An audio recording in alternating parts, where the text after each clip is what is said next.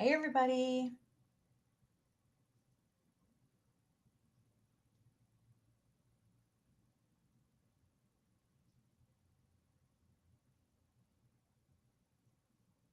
Let me give it a few minutes while I set some things up here.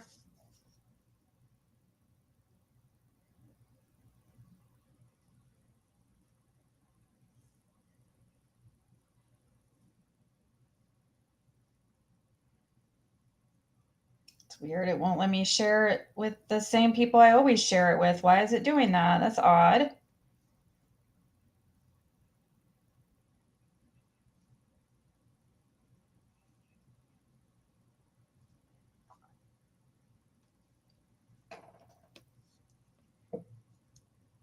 I'm trying to share it with people, but it's not letting me share it.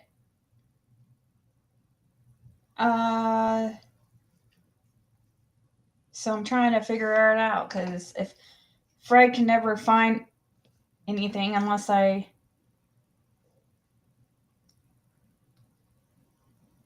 share it to him. So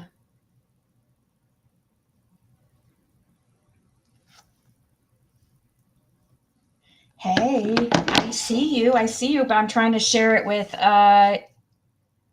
trying to make sure Fred and a few others that I always. Oh, I see why it didn't work. I wasn't okay. Now I can probably do it. Now I can, I think. Yes, I can. There we go.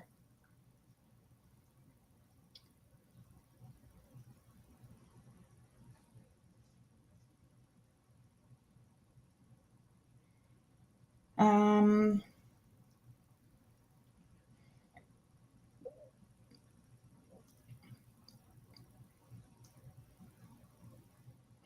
Okay, I think that's good enough. I sent it to a bunch of people. Um, yeah, so I was trying to decide like what we could discuss.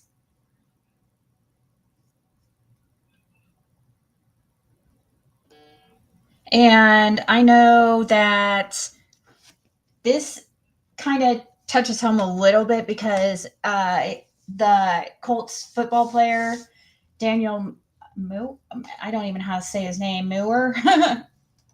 Muir. Uh, he has a son that's missing named Bryson Muir. And he is missing. And the football player, the football ex-football player is not cooperating with police. And what's interesting is that it looks like there could be possible cult connections. I was looking into this yesterday, and I was looking up. Hopefully, let me see here.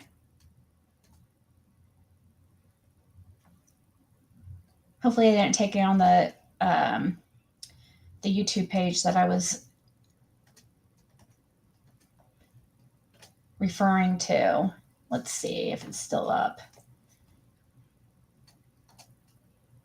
Let's go back to my. Let's go down to the history.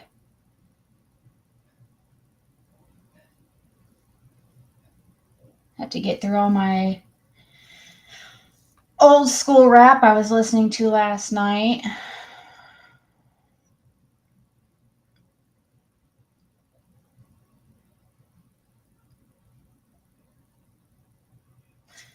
Okay, maybe it's not. What was the name of that freaking? I can't remember the name of the agency or the freaking religion that he's a part of.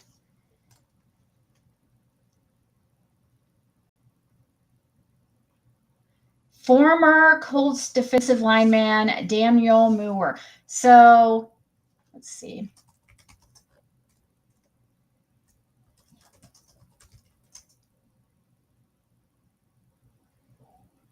Yeah, there we go.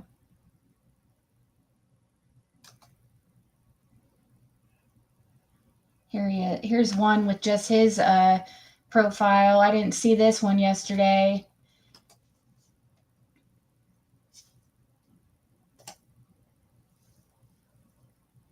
He's last posted a few weeks ago on here.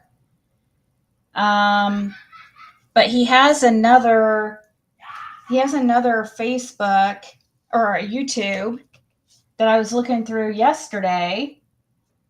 Look at this, baptism of Bro Dylan. Let's check this out. What's this baptism like? So this is his part of. I love to praise my rock, my soul and seal.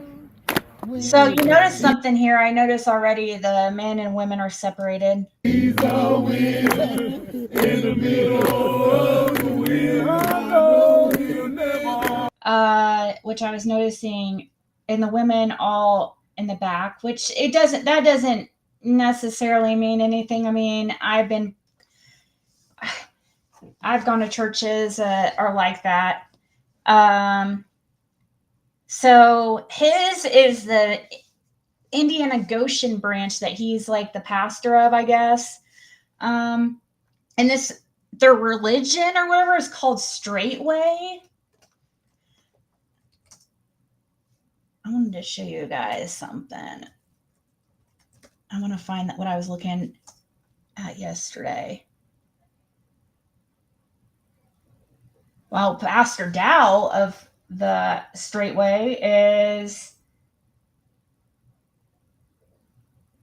has 213,000 followers. Okay, here it is right here. Found it.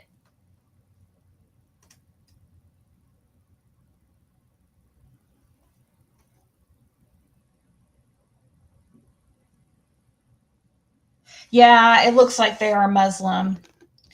But they definitely. What do you mean, are trolls okay? I mean, if they're. Am I going to July 3rd fireworks? Probably not. Not in Beech Grove. I don't know.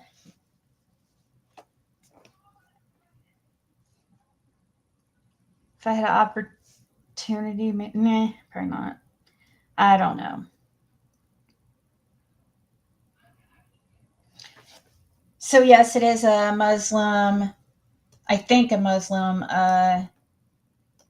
Islam, because they always talk about Islam, and I don't know that anything about that religion really, except I guess they allow multiple wives in that religion.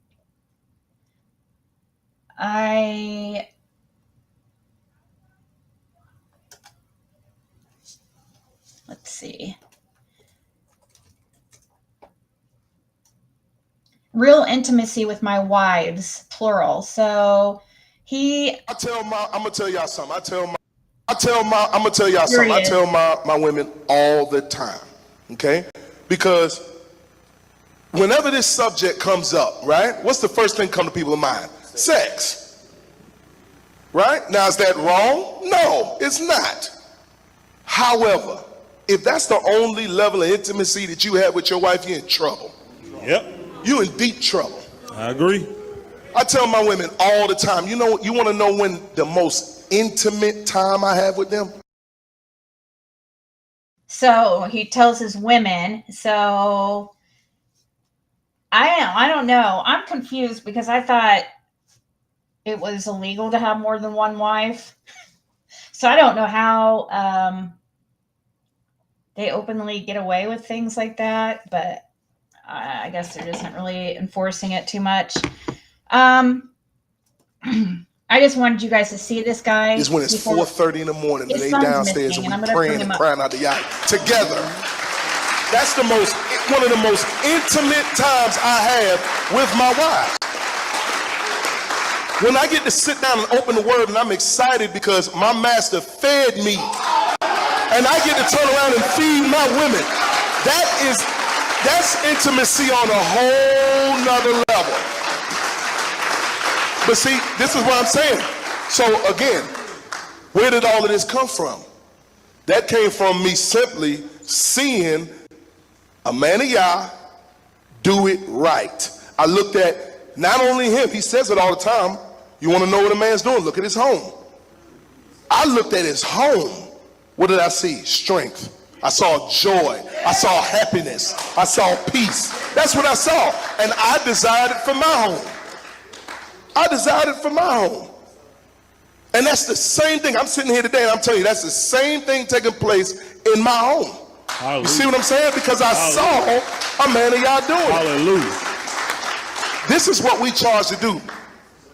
This is exactly what we charge to do as men.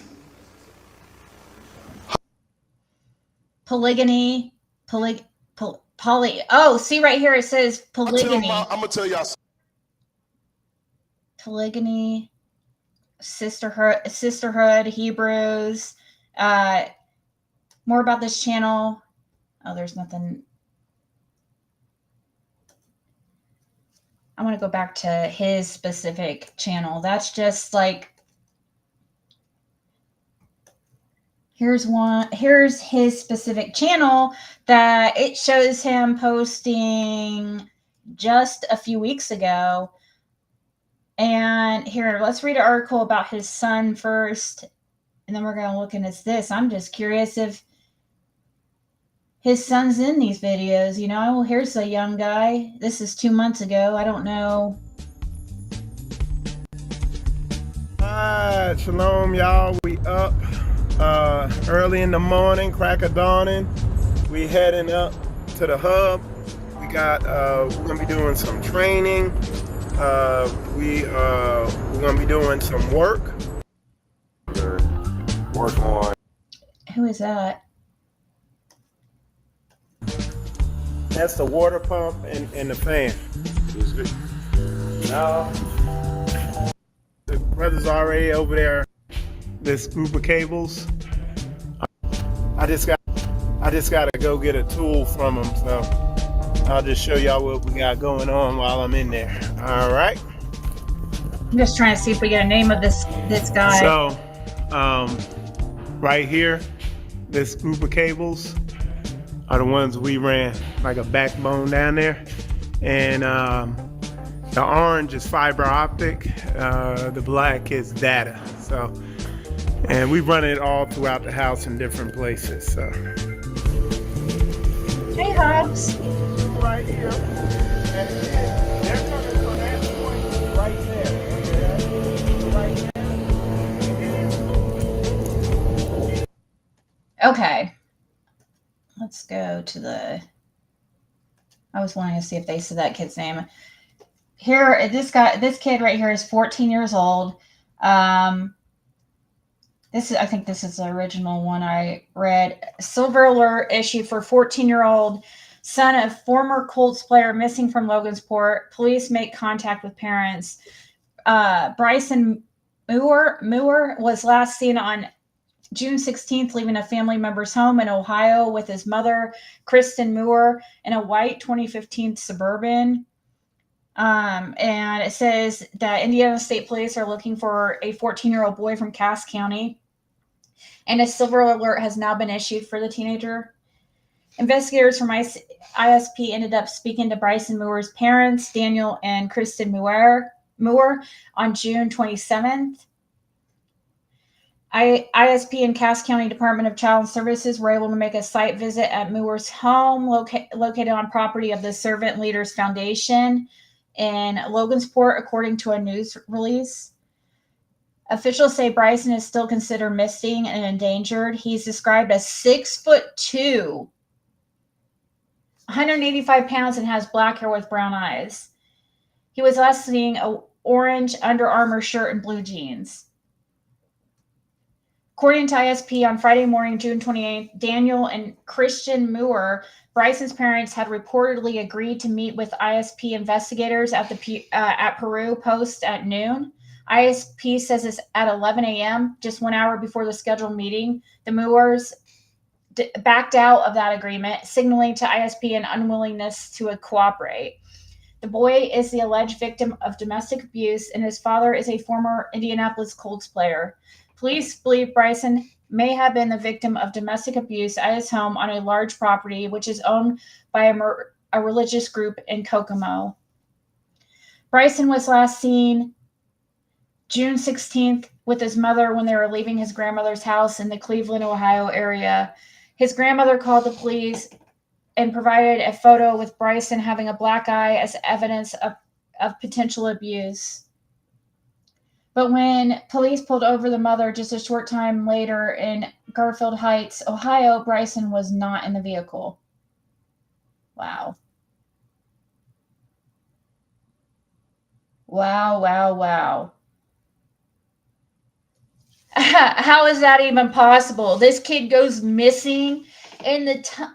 And that's what I read. This is not the article I read yesterday, but this has a little bit more information than what I read yesterday. Of course, it's updated today because now it's learned that, because yesterday all I knew was that they were supposed to meet with investigators today, but I guess they're not showing up. So I read yesterday in the time that they had gone to the grandmother's house in Cleveland, Ohio. The grandmother called the police right after, provided a photo with Bryson having a black eye as evidence of potential abuse. But when police pulled over the mother just a short time later in Garfield Heights, Ohio, Bryson was not in the vehicle. What the hell did she say? Where did he go?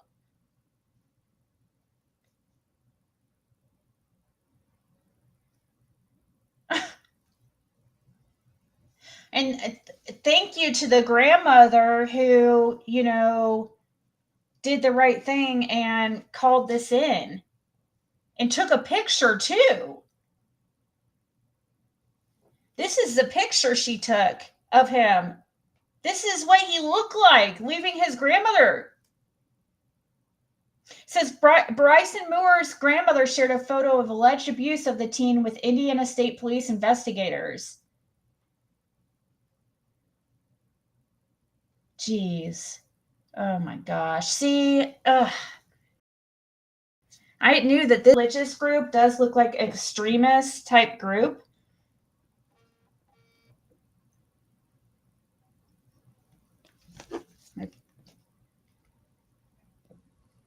Oh, wow. So Stairway is a Tennessee-based religious group that some online have labeled a cult. Yes, and that's what I was going to put in the title of this. So that's interesting. Let's see if I can find that. Right here. Here's the article that somebody was just trying to show me here. And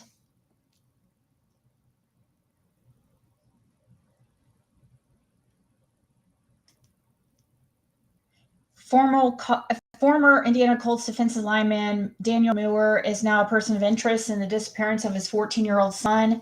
State police issued a statewide silver alert. So what's the difference between a silver and a amber alert? We're going to have to look that up here in a few because I've looked it up before, but when I think silver alert, I think elderly people. So that's always confusing. So state police issued a statewide silver alert for Bryson Muir at 2:15 p.m. on Friday. So that was just today. He was last seen on June 16th, 12 days ago, wearing an orange Under Armour shirt and blue jeans. Bryson is listed as 6'2" tall and weighs 185 pounds. And he was wearing that shirt that we just saw in that picture. Silver alert can be issued in Indiana when a missing endangered adult, child, or high-risk missing person has disappeared and there is enough descriptive information to believe the broadcast will help. Missing endangered adult. Well, how do they... Bryson was last seen on June 16th outside his grandmother's home near Cleveland, Ohio, with his mother in a white 2015 Chevrolet Suburban. His grandmother told police Bryson had a black eye and may have been being abused by his parents.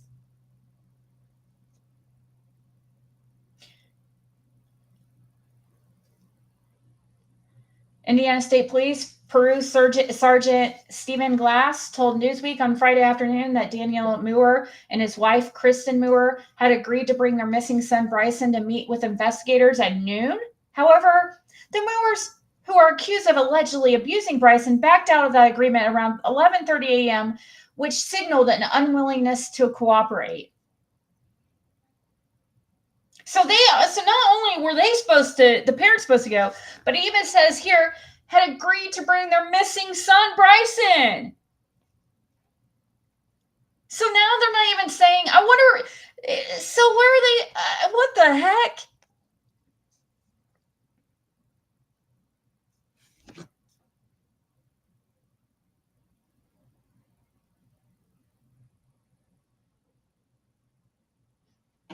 Lori and Chad Daybell.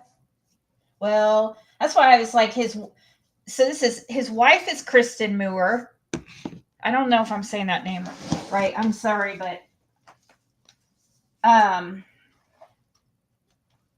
one of his wives, because come to find out he has several. According to his own admission, he said his women take care of his women. So, and it's the videos are tagged with polygamy. Hold on, let me look up let me see here. They just spelled it wrong. Because on the video, let me see here.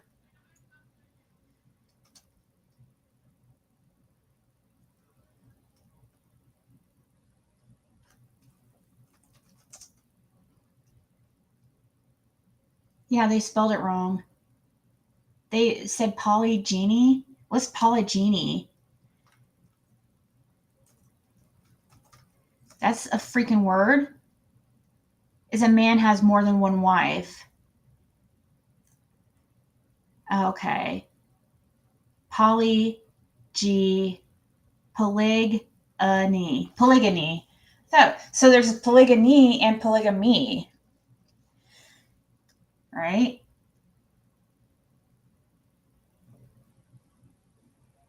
Polygamy. I didn't know there was different things. There is. The practice or custom of having more than one wife or husband at the same time. So polygamy.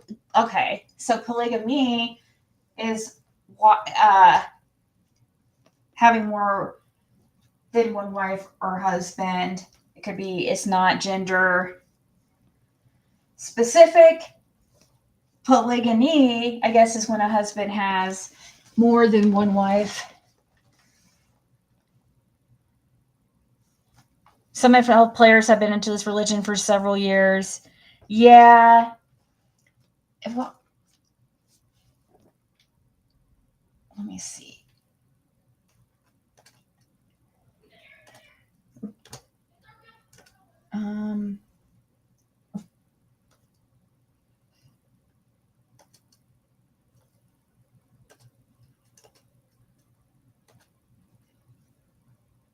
We'll see. Silver alert. So ISP thought they were going to finally see the teen today until his parents backed out of a meetup. Now ISP is asking anyone who knows anything about Bryson to reach out.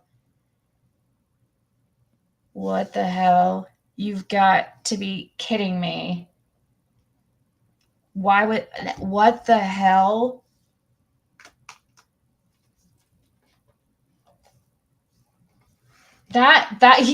This religious organization is going to be really pissed off at him.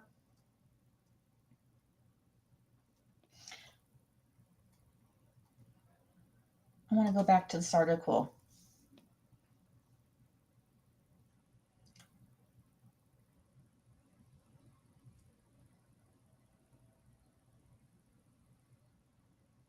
However, the Muirs, who are accused of allegedly abusing Bryson, backed out of the arrangement around 11:30, which signaled unwillingness to cooperate. On Thursday, police said they were able to or on Thursday, they were finally able to communicate with Daniel and Chris and Muir after several attempts to talk to them at their Logansport home starting on June 18th, so 10 days ago. The couple were said to be in the early stage of cooperation while Bryson remained missing and endangered. Minutes after leaving the grandmother's home, Chris and Muir was pulled over by police, but Bryson was not in the car. What the?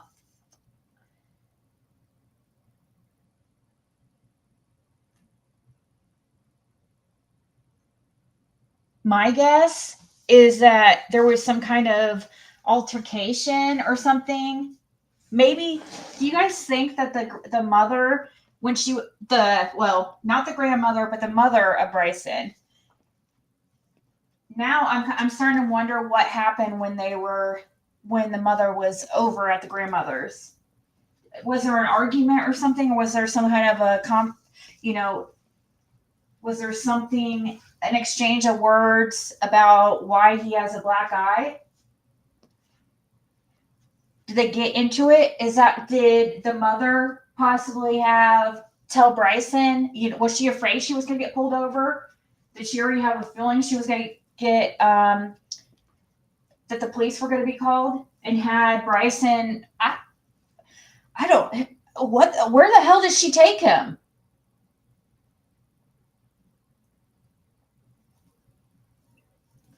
We're talking about Cleveland, Ohio, so you guys that are in that area, be on the lookout. So I don't understand how he could disappear that quick either.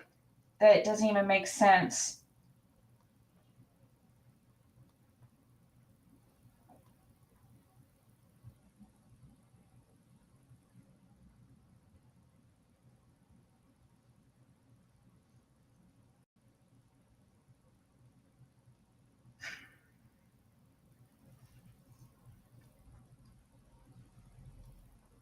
Hey, Nikita. Hey, Irene. What? I'm looking back at your guys' some sort of boot camp. I wonder how this religion feels about law enforcement and stuff. Let's go back to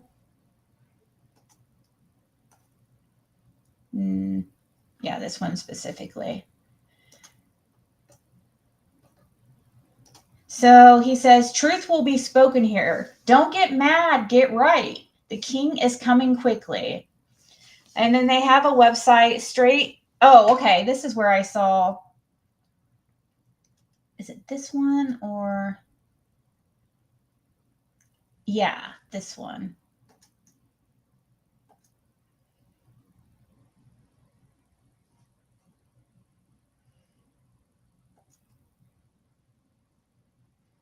That's odd. They have two.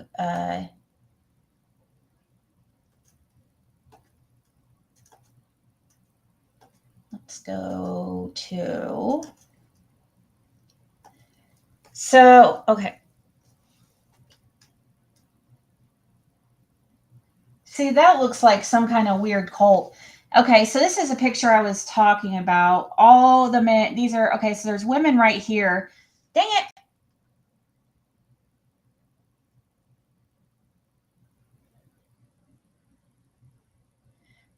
This is Pastor Dow.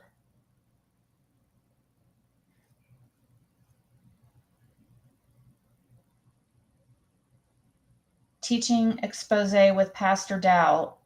Eswa is the white man. What's that mean? What the heck does that mean?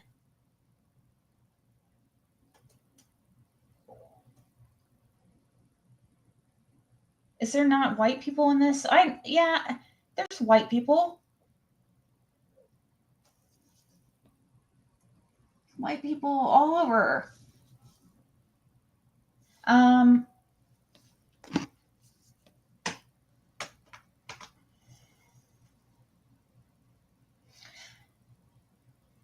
this does look like it looks like it reminds me of how those people, the Mason people, dress and stuff.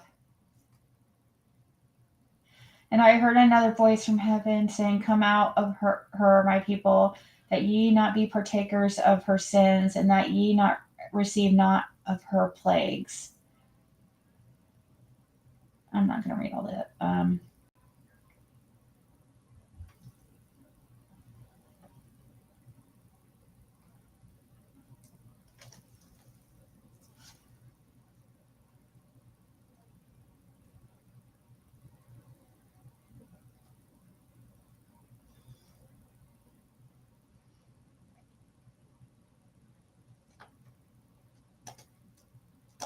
For some reason, they have straightway.com and straightwaytruth.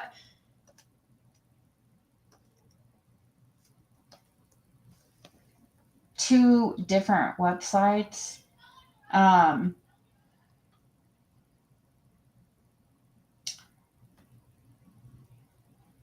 So the women are all in the back, if you'll notice. Except the ones up front, like the ones that here they're handicapped or some kind of the pastor's wives. Okay, so these are his three wives. Oh, okay, so this is a pastor and his three wives.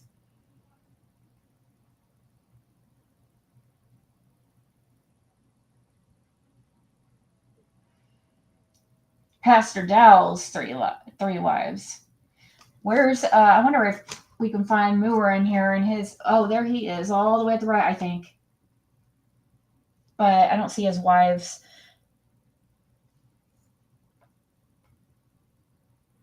It looks like only like the pastor's wives are able to be up here. And it looks like these might be mother-in-laws right here at the left.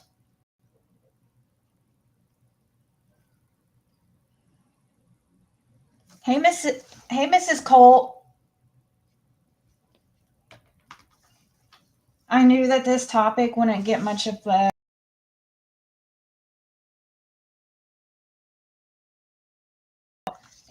Summer Wells. I get like maybe a couple hundred at most, which I'm not really worried about it, but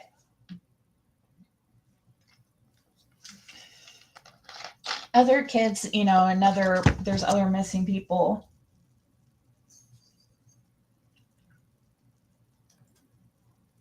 Let's see. I was going to go to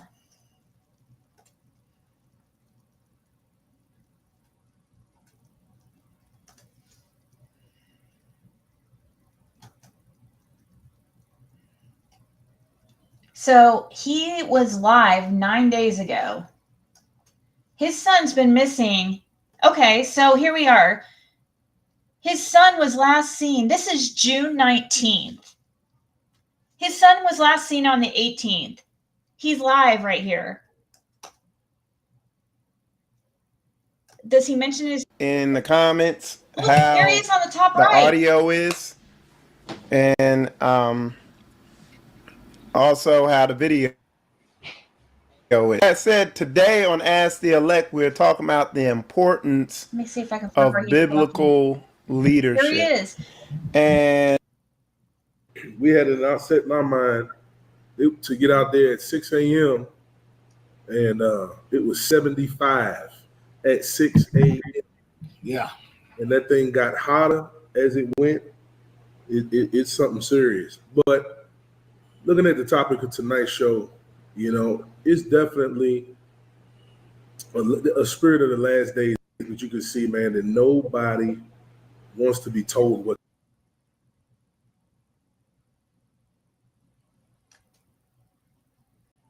Oh, don't do this. It's just this mindset that, and you can see it a lot of times amongst young people.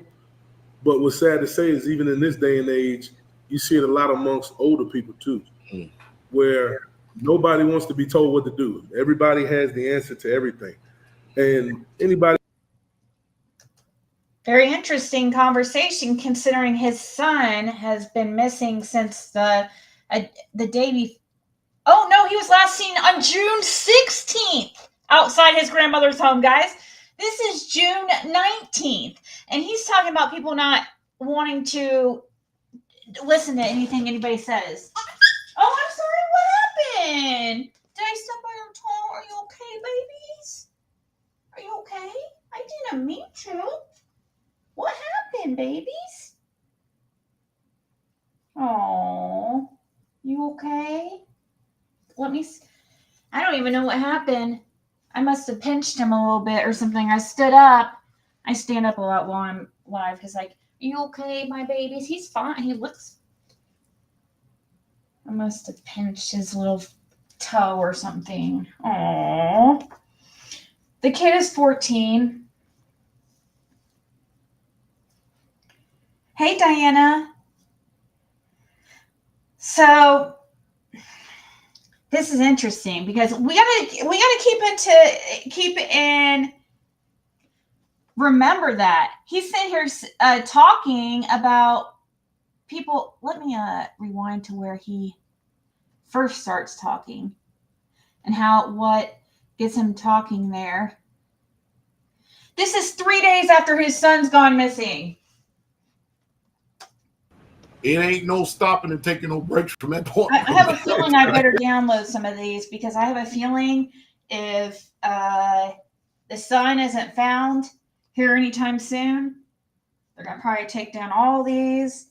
If this starts getting any type of attention, they're going to take down all these videos. This one's would be an important one to keep because it's June 19th. It's weird. He is act, but I don't know how he normally acts. So, but let's see. Pastor Muir. Hallelujah. Hallelujah. Shalom, shalom to all the righteous Israel. And I tell y'all what, y'all are absolutely correct. We had an outset in our mind to get out there at 6 a.m. and it was 75 at 6 a.m. Yeah. And that thing got hotter as it went. It's something serious. But looking at the topic of tonight's show, it's definitely a spirit of the last days, but you can see, man, that nobody wants to be told what to do. It's just this mindset that, and you can see it a lot of times amongst young people. But what's sad to say is even in this day and age, you see it a lot amongst older people too, where nobody wants to be told what to do. Everybody has the answer to everything.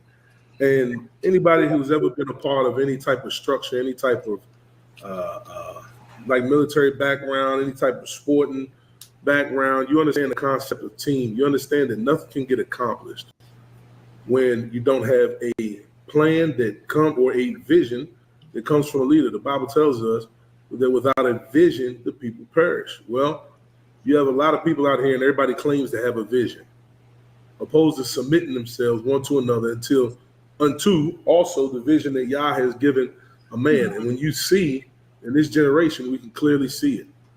The vision was set forth that was already in the scriptures, except Yah took hold of, pass it down. And through that, you have so many different men that have taken that same vision, have changed nothing about it, but said, you know what, I'm going to do this exact thing. And you can see the ones that have done that, you can see them prospering. You can see their lifestyle prospering. And they're doing it against wind and tide because you're doing it in a day and age where everybody is set I was looking at his arm. against the way you live. You get name called, people calling you all type of stuff, cult, and they'll accuse you of every and anything when you ain't doing nothing but righteousness. You can literally open up this book and read exactly what you're doing and show them. And they still don't care about it. So it's weird. It's just odd that this is what he's talking about. This is 3 days after his son's missing. I'm looking at his arms and his hands. Just for any type of like, it sounds like to me, he lives on some kind. Who knows if it was even could even be the father? As many people that were around, it seems like these people pretty much live on like some kind of like what like it's like a place where what are those places called?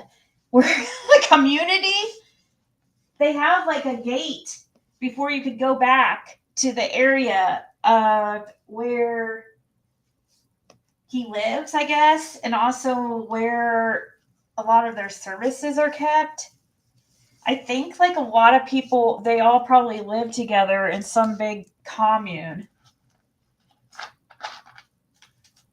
Well, see, at this point, he hasn't even spoke publicly. See, what's weird about this is this guy has not even came out. He has not even talked to law enforcement. He was supposed to be at law enforcement's office today at noon with his wife, with his son. He calls at 11, and it's by 11 it's canceled. So I guess police are just taking that as he's not cooperating. He could easily just prove, yeah, it does sound like Lori Vallow when she wanted that. I see why you say that, Lip Lock, now, because of them not just, producing seeing the child be like, here he is,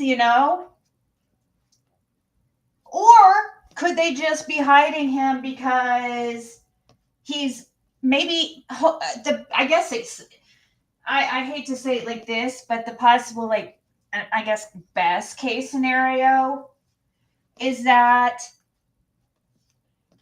something did happen, like some kind of incident where he got that black eye. It was probably some type of abuse from somebody. But the best case scenario would be that they're hiding him somewhere. And that's, I think, very possible in this situation. I mean, this guy is a ex-Indianapolis Colts player. He's a leader in this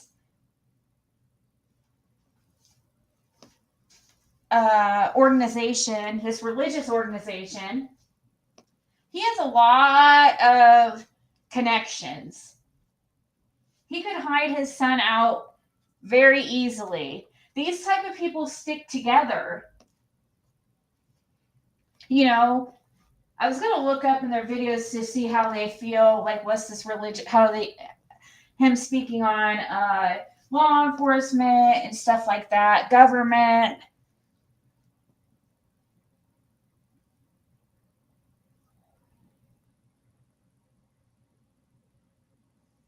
Shunning.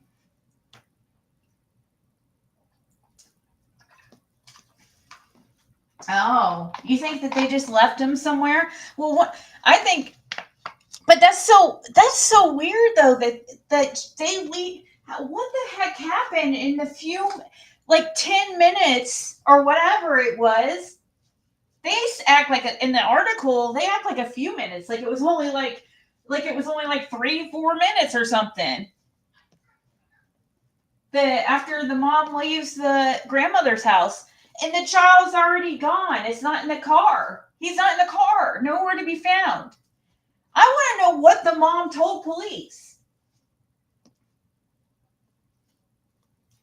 I don't even understand how she would be able to. I don't understand. I guess I want more information about when the mother was pulled over. I want to see the body cam footage of that.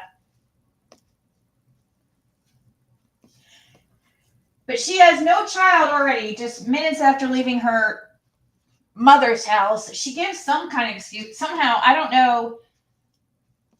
what she tells officers, because I haven't read any information on that. That she goes on her merry way. Where did she, is there a big, in Cleveland, is there an area, is there a big part of this organization in Cleveland?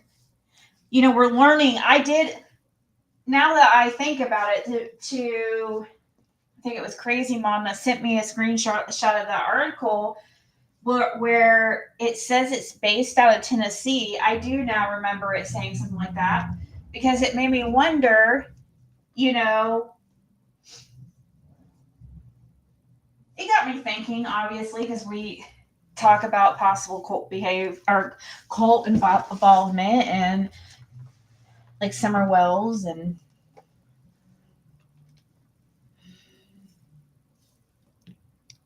I know. I'm looking at this guy's hand. See, but with all the people around, and so this is a polygamy type religion where he has multiple wives. It's it's like I think they all live in a community together or something. So this child's going to be subjected or be around a lot of adults on a daily basis. And in this type of religion or religious organization, the other members a lot of times are allowed to punish the children and do physically. It's kind of like, you know, that whole thing, it takes a community or to raise a child or something like that.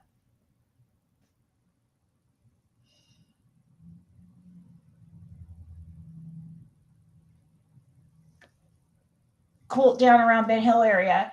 Yeah, that is Van Hill, the Van Hill. VAN, V as in Victor. Van Hill, there's some kind of commune type place out there in Rogersville. Or, well, it's considered Rogersville. Wherever is Beach Creek area, Van Hill, where Van Hill Road is. There's an actual gate and everything you have to go through to get back to the area where this whole religious organization is up there too. But it's similar. Fred said it sounds similar. It made me wonder. I'm like, is that the same type of cult that's out? Is there a straight way like out there in Beach Creek? I mean, I don't know how. I can't imagine Beach Creek having a huge Muslim population, but hey, I'm learning something new every day.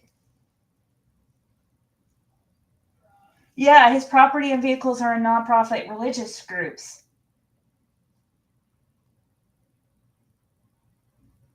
Yeah, Lip Block. I think that was Van Hill, the road he was arrested on. A gay man? Well, yeah. Well, they say that. Fred said the same thing, that they say it's a gay, like, retreat type thing. But he said he really believes it's that there's some kind of weird cult stuff going on. Or some kind of weird stuff going back there on. But yeah, it is rumored to be or supposed to be some type of like swinger type, gay type, I don't know, something. It is rumored to be something like that, just like some type of adult playground in a way, I guess you could say. Adult sexual playground. I think I heard the same thing. But so Moonshine's right. Like Fred said, it did say that that's what they claim to be. But it's still, he said it's still definitely, people should be looking into it.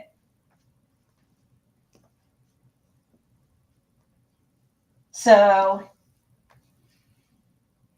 Straightway Truth Foundation, yes.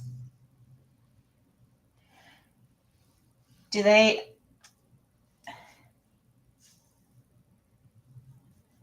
What did you say to Jody C to get her triggered?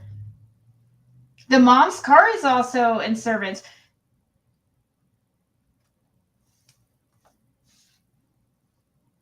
It is known as Among Gays. Okay, so the place is called Among Gays. Okay. Well, thank you, because this is the first time me hearing of this place. Like, I just heard of it from Fred a couple days ago, and you know, it's. I mean, not that it's. I just didn't know about it. Oh, did you, Mrs. T? That's cool. My mom is from that area. She went to high school in Cass County. My grandfather's from that area too, Galveston. That's right over there near Delphi and all that stuff. Where this area, guys, where this is at, this is right around the area of Delphi, where those two girls, Abby and Libby. This is probably like 15 minutes away or something. It's really close. It's really, it might not be 15 minutes, but it's like very close.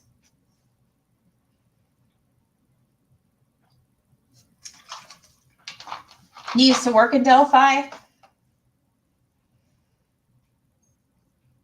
Oh, it's called Timber Fell? Oh, so it's not called Gay. Let me read what Moonshine. No, what was it you said about?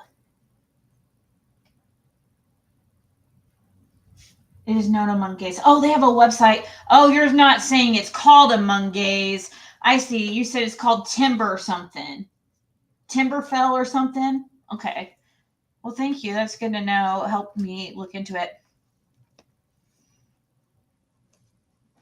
Okay, Timberfell. Interesting.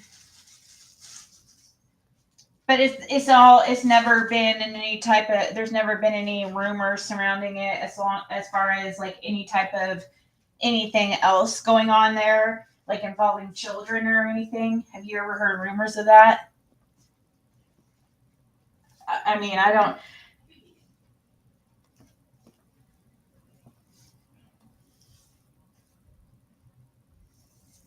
Wait, what was that camp? I will not say his name, where Andy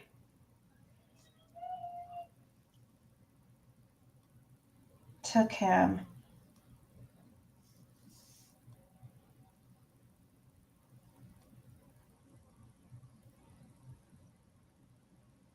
No, no, RJ, but this guy right here, he's an ex-Indianapolis Colts linebacker. And I think linebacker, I think is what he was. And his son's missing. And he's part of this, he's a leader of this Straightway Truth religious organization, which is an Islam-based group or something.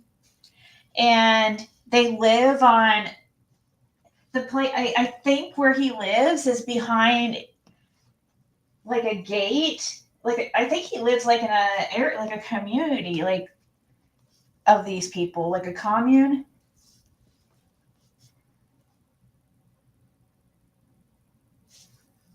They call it church cabins or something. Oh, yeah. Okay.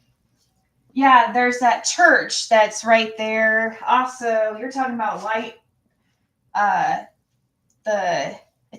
Holler, where there is some kind of camp of some sorts. That's a different thing. Fred said the church camp on Lights Road, Hawkins County, needs to be checked into. Both. I just read it out loud. And okay. What he said, he I'm going to read this. He goes, that church camp on Light Road, Hawkins County, needs to be checked into. And then he put, but don't say my name. So actually, I think what he means by that is if you, like, don't say, oh, Fred Hill said, just that church camp on Light Road, Hawkins County. So there's 2 light roads. I think the one that Fred's talking about is the Light Holler, right? I get so confused. But it's the Hawkins County one.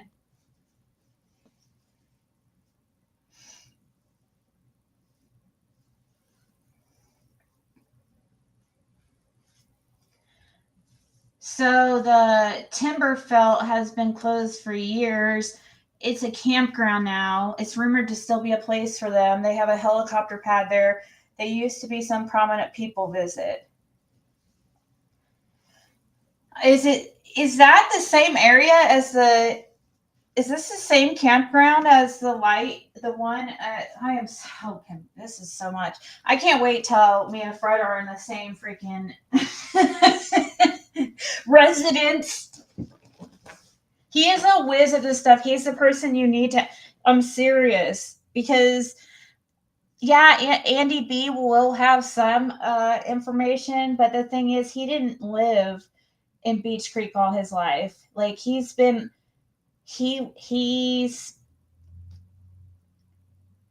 yeah, he didn't really live in Beach Creek much. He doesn't. But Fred's like his like immediate family, which obviously Andy's his family, but his immediate, like his parents and stuff and grandparents, they're all, lived in Beach Creek.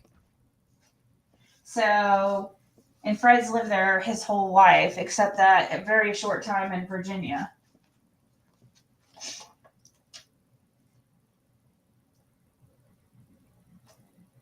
Isn't there a campground for gays where Don got pulled over? It's probably the same one.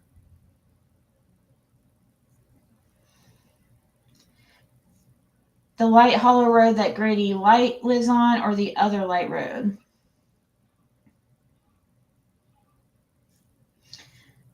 Andy wouldn't take him that far. They turned around. Andy's a freaking wuss. I got lost back there, even though, yes, it's not a good idea to go back there. It really isn't. But my stupid ass did. I went way too far back in the Light Holler and got stuck. And it's right around where that church thing is, where that weird looking old church is, tiny church. And I accidentally went off on this runoff. And it was really, I was like, oh my God, how the hell am I going to get out of here? It was, oh my gosh. No freaking cell phone service.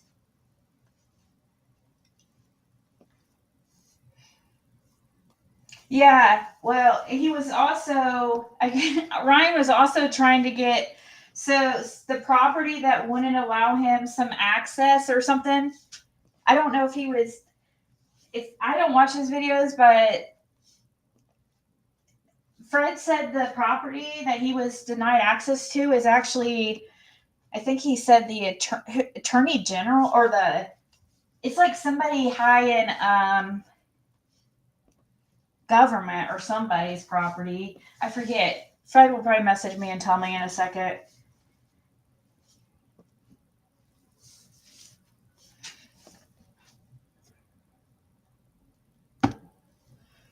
Grady lived on Light Hollow, Sullivan County. So Light Hollow is in Sullivan and Light Road is Hawkins. Okay, the state representative. It was the state representative's property that Ryan was denied access to. I don't think he realized that it was the state representatives.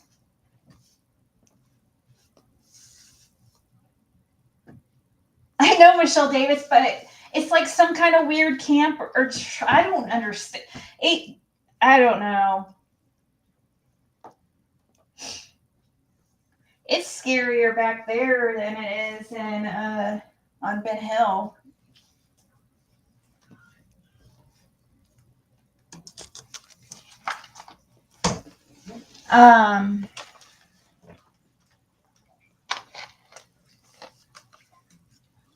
See, I get it so confused with these two light roads and how it confuses me because I feel like I was in Light Holler. I keep feeling it when I was in Light Holler. Wait, hey, Fred, is Light Holler is the holler? Which one is it that Haskell Rhines lives on? Is that Hawkins County or Sullivan?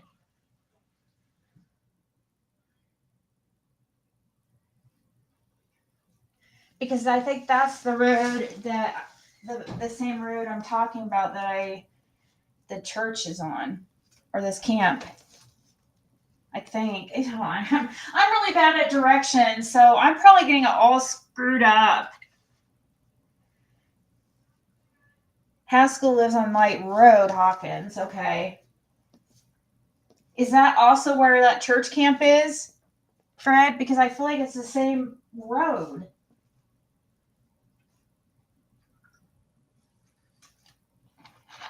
I feel like the road that Haskell lived on is the same road I saw that church, that camp or something, and that I went too far back in. And almost kind of turn around. So I had to go backwards down like this very dangerous road. And I was by myself.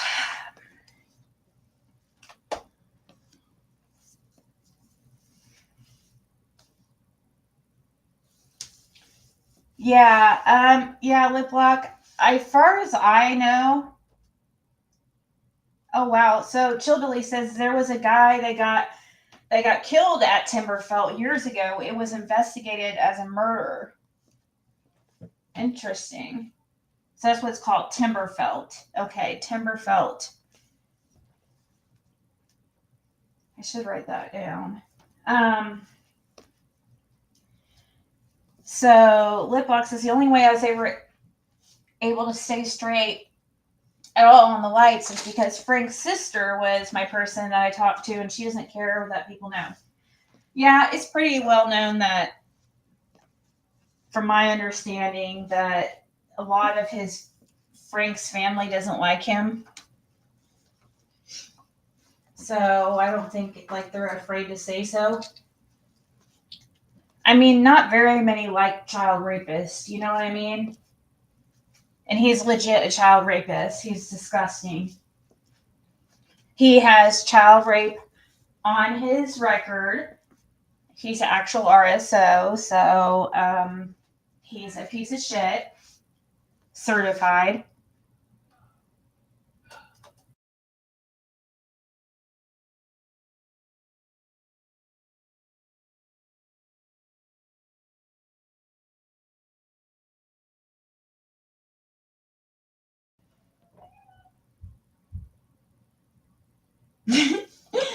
Yeah, Fred loves Lip Lock streams.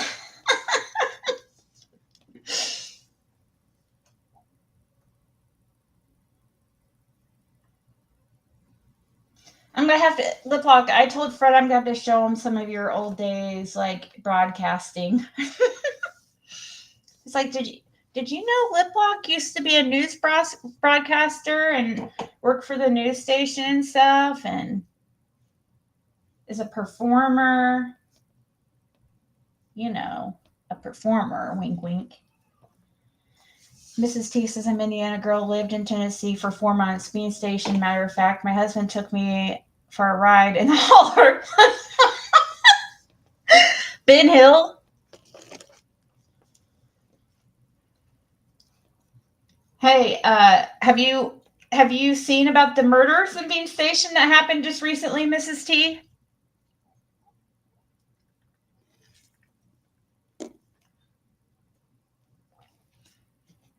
Yes, Frank, not Fred. Did I say Fred instead of Frank? Oh my god. Oh my god.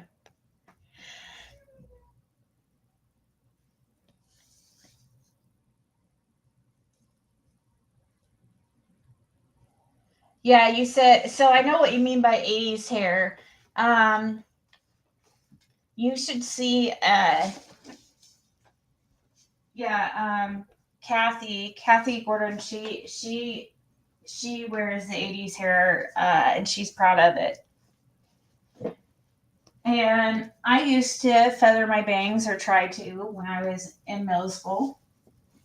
I was born in 81, but yeah, in my early middle school, I was guilty of getting a perm. Oh my god, I look like a poodle. I'm not even joking. It was like a tight curl perm too. Like, it just looks so goofy. Middle school years are the freaking most awkward.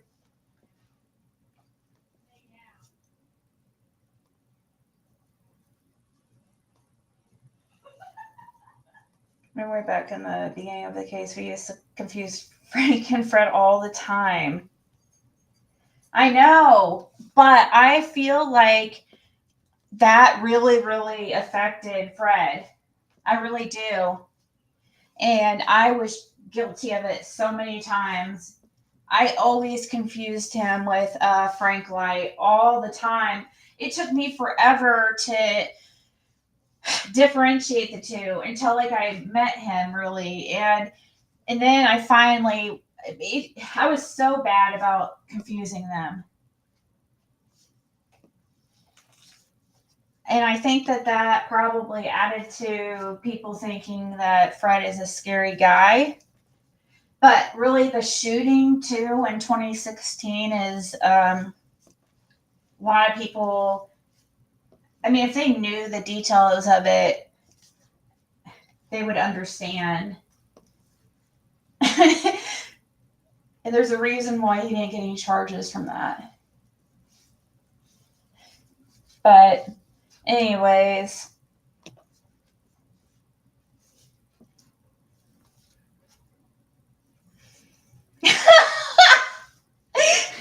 Fred said, can you imagine me with a poodle perm? Oh my god, yes, with your freaking what's that hillbilly haircut thing? What is that? Business in the front, long in the back. What is that called again? Huh? A mullet. Fred, you should get your mullet back and get a perm in it. Oh my god. You would look like Lisa K. Is that who that channel girl's name? Yes, Fred is bringing the mullet back,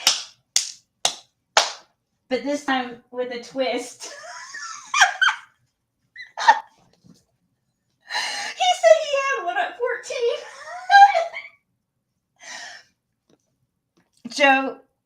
Joe Dirt, yep.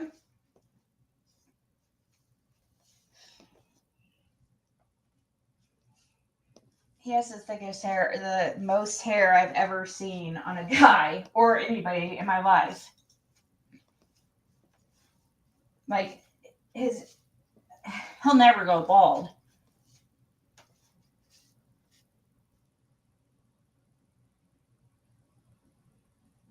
It's funny that mullets are becoming popular again.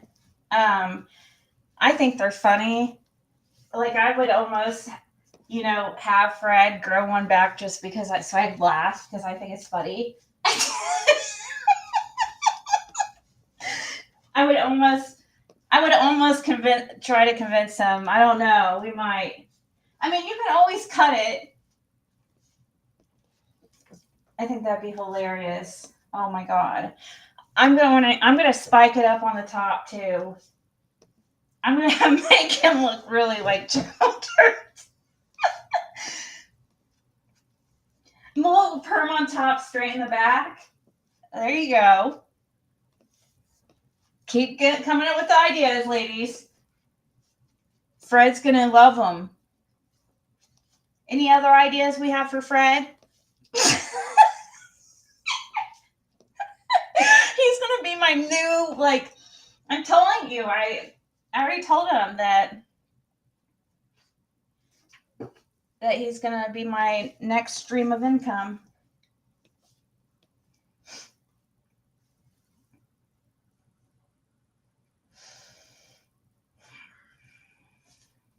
I'm just kidding. I would never, like, people are just, oh my God, I already know, guys. I already know what the biggest thing's going to be. Once me and Fred are living together, I already know people are going to try to act like Fred's an abused husband. I already know it. I know it. I already know. I know how these people operate. Shaved on one side. Dye his hair purple. See, the thing is, Fred's somebody that would do any of this stuff too and not care.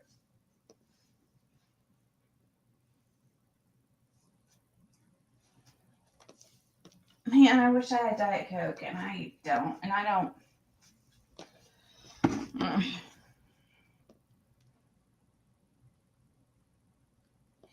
Of course, and it's 10:30 at night.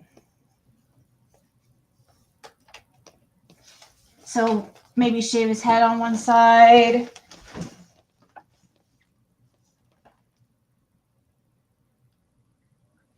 No, Fred, don't do it.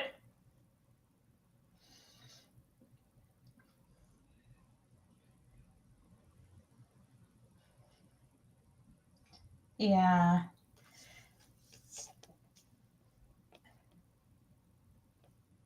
Perm him at your house. Oh, poor Frederick.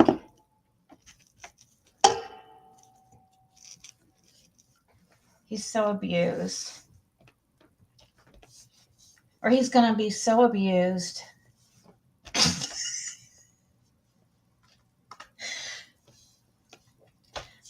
Don't you guys just feel so bad for Fred that he has to be married to me? I mean,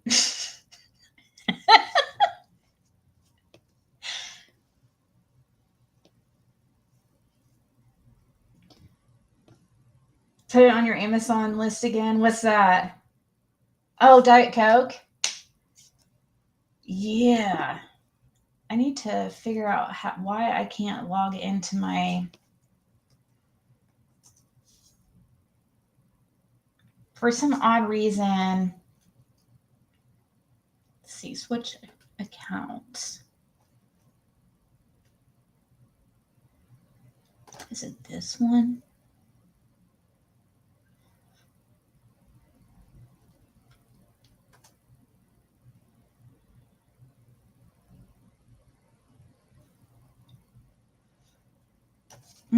Sometimes it's not available on Amazon, really. So it's this, yeah, right here is the only reasonable one. That's why I picked these ones to add, because it's $4.22 for a 6-pack.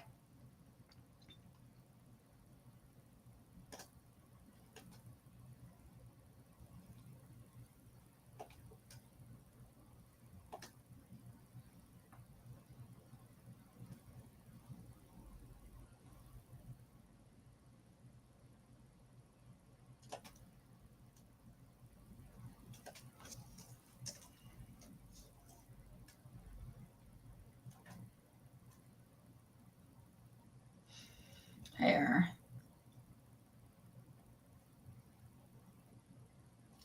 There you go. Yeah, I do need to think of some other things. Like, I need to get a shower curtain. That's something I need to probably. I never know what to add to. I need to add blinds too at some point, but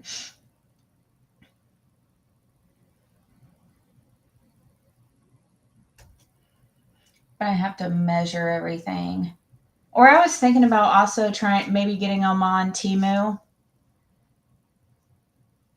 But of course, that's something that would take a while to get here.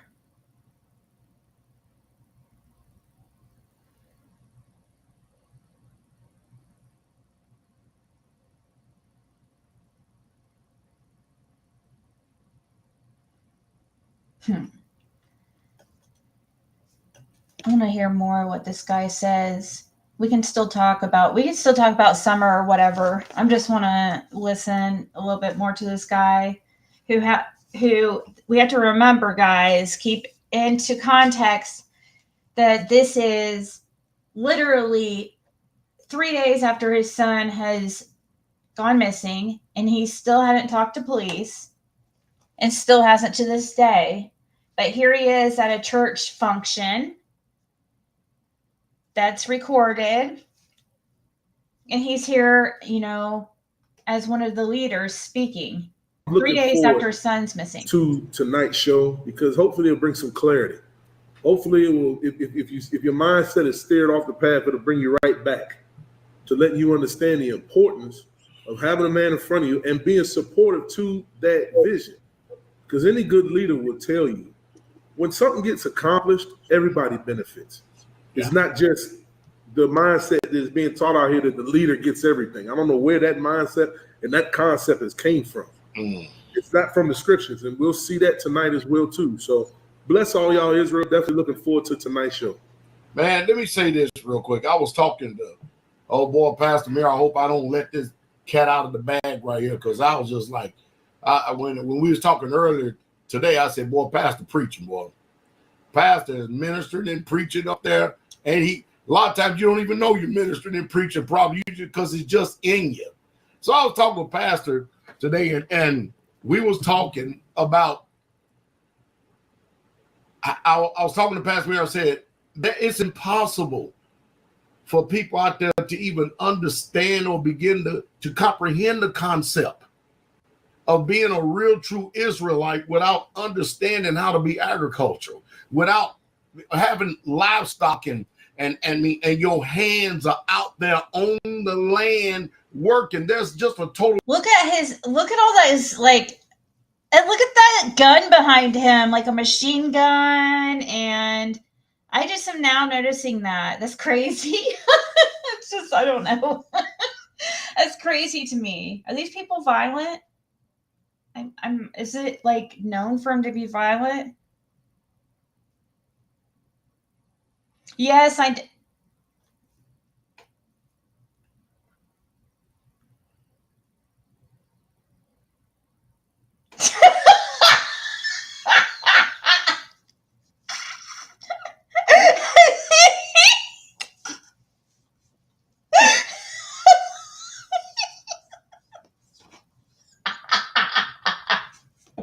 Sorry, I'm laughing at what Fred said.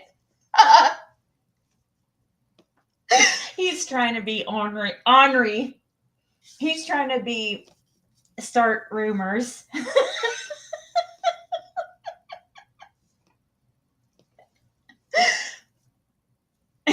Well, the thing is, right now, there's not very many people in here, so. But somehow though, it will still get all over the internet, even if it's like a night when there is nobody hardly in here.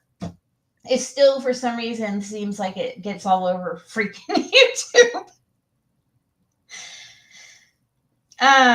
But yeah, that's right. Body wash. Toilet paper. Do I not have toilet paper on? That's definitely something I need to add on there. Is toilet paper. Why did I just say it like that? I just heard, speaking of, what is that Hawk Tui thing? Fred was trying to tell me about that. What the heck is that? What the heck is hawk tui?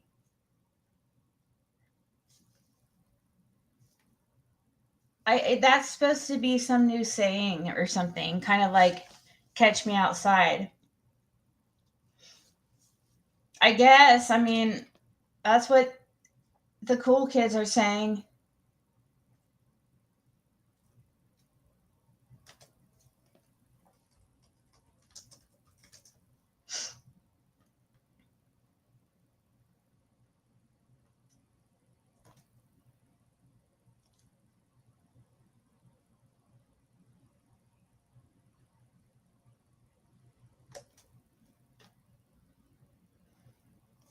Come on, Shelly Amazon. No.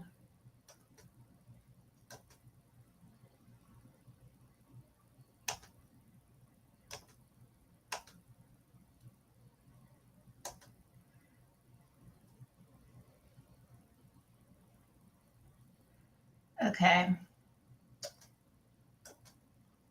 I want to see more what this. Different dynamics. And so Pastor Muir proceeded to say, as he was telling me about an account that was taking place up there in Straightway Goshen, he said, because he's got all these sheep. He got a lot of sheep out there. And Pastor, you could tell the story, and then I'll come on in. No, the hawk tui, I guess it's some kind of viral thing going on right now because of some girl, something on TikTok or something.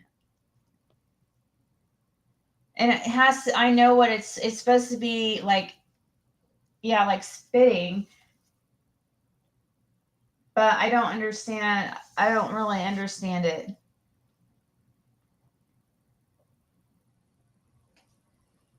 Yeah, me and Fred are going to start our own rumors. We figured we might as well, if they're going to like lie about us, we might as well be the ones that, put out the lies, right? Or make up these lies that they're saying about us. So we'll just start being the ones to start them. That way we control the narrative. We control what lies they're saying about us. Yeah, he is going to need a coffee maker. He drinks coffee. I don't, but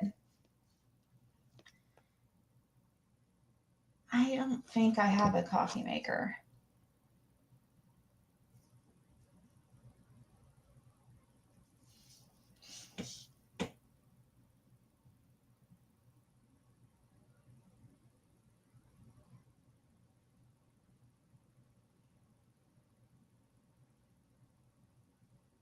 What?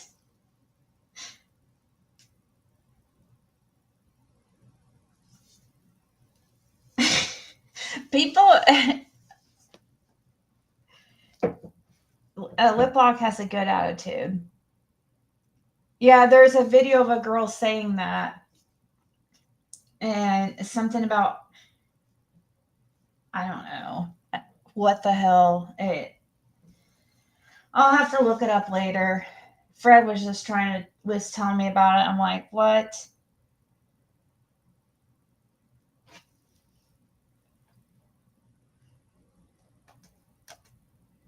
And finish off what I wanted to say. Yeah, we were talking today, and we say it many, many times that you're not going to understand what's written in this book unless your hand is in the dirt. And today, myself, my sons, we were out and we were cleaning out the. Look, listen to this, guys. He said, myself and my sons. This is 3 days after one of his sons named Bryson Muir went missing. He hasn't been seen since June 16th. This is June 19th, and here he is talking about him and his sons. That's why I wanted to listen to this and what he was saying, because I want to see what he's talking about, because he still has yet to talk to police. He still has yet to talk to media. He still has yet to produce his son and show proof of life. Do I have enough cookware? Yeah, my dad or my mom just got me a nice set of pots and pans, actually.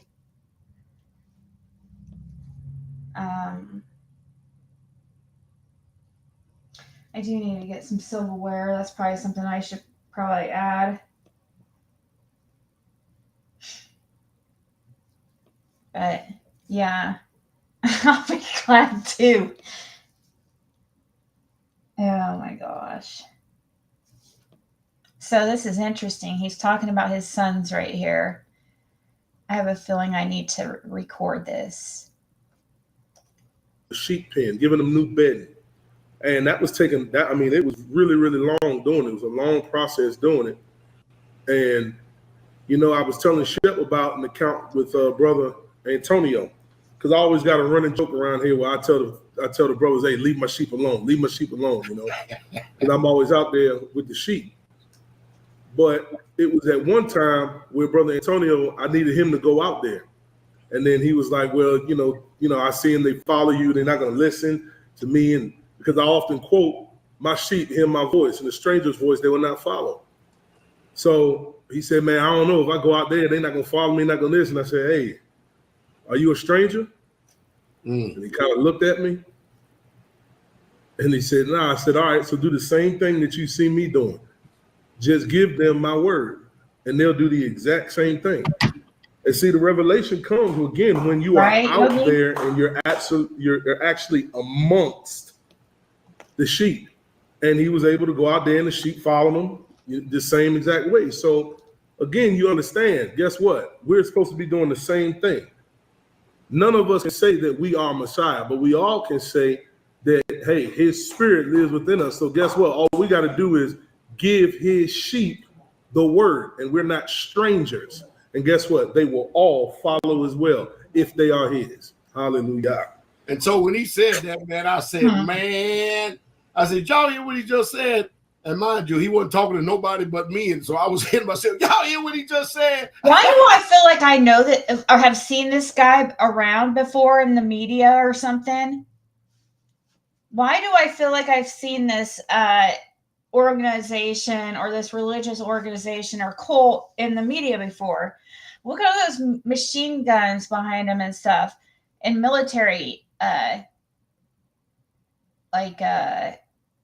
whatever it is. I feel like Pastor Hal is who that is. He looks really familiar. I feel like he's been involved in controversial things before.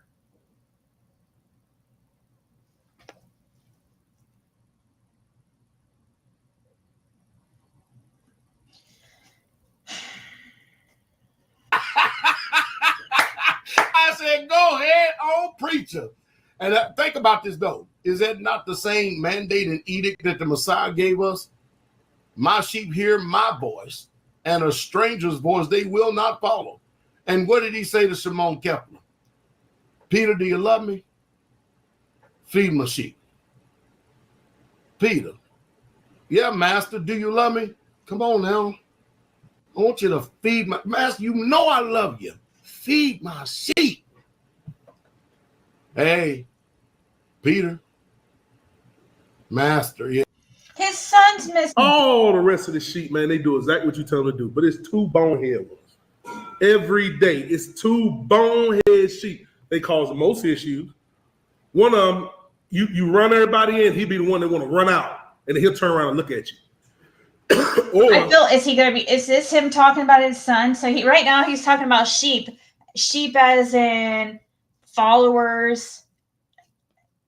You know, I think sheep is referring to followers of, this is kind of like a metaphor.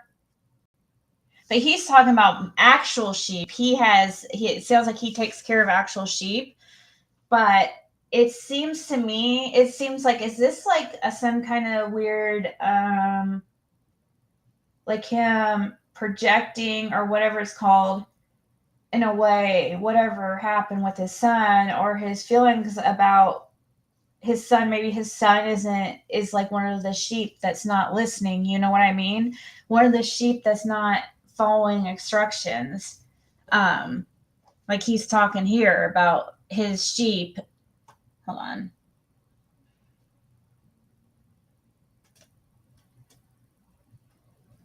I'm gonna go back to the sheep out here.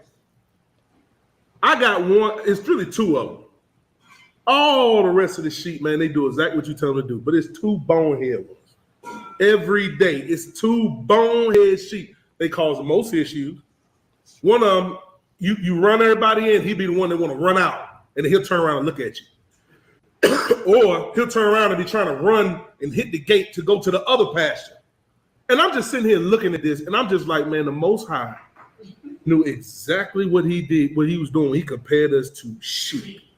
I said, because you think about it, I'm trying to get all the other sheep back into where their bedding is, where their water is, where their food is for the night. But you got this one rebellious one. You see? And oftentimes I find myself talking to him like I'm talking to anybody else. All right, you're going to sit out here tonight. You know? And then I close the gate, and then all of a sudden, you'll see him. He'll be crying, trying to get in there with all the rest of them. And then I let him back in. And I sit there and I say to myself, you see this here? This is exactly what we do as a people when we sit there and we be disobedient. You make us have to shepherd over you with what? With grief. You sitting there, you're just like, why this one just don't want to listen, just don't want to take the direction? Why this one just don't want to do it? You see? Why everybody else is doing what they're supposed to do. You see? I'm going to go back to Numbers because Pastor Corey pointed this out.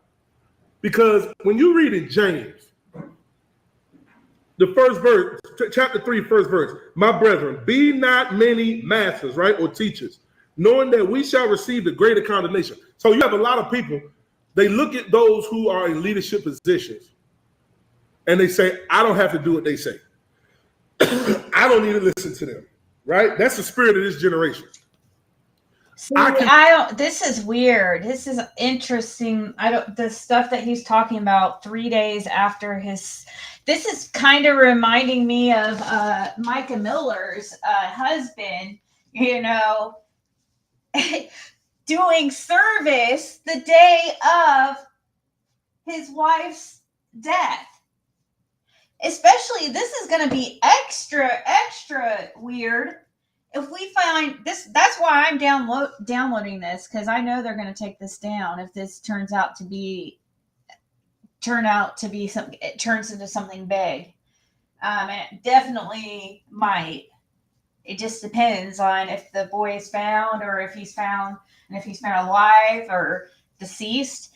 If he's found deceased, oh my gosh, they're going to start looking into this organization, all this stuff right here. I mean, it's going to be so weird if his son ends up, you know, unalive at his hands, and we are watching a video that he is doing 3 days after the event. But does he know right here what happened to his son? Is what I want to. I mean, does he know right here? Is he responsible for whatever happened to his son? Because whatever happened to his son happened 3 days before this. And he's talking about disobedience and sheep not following the herd.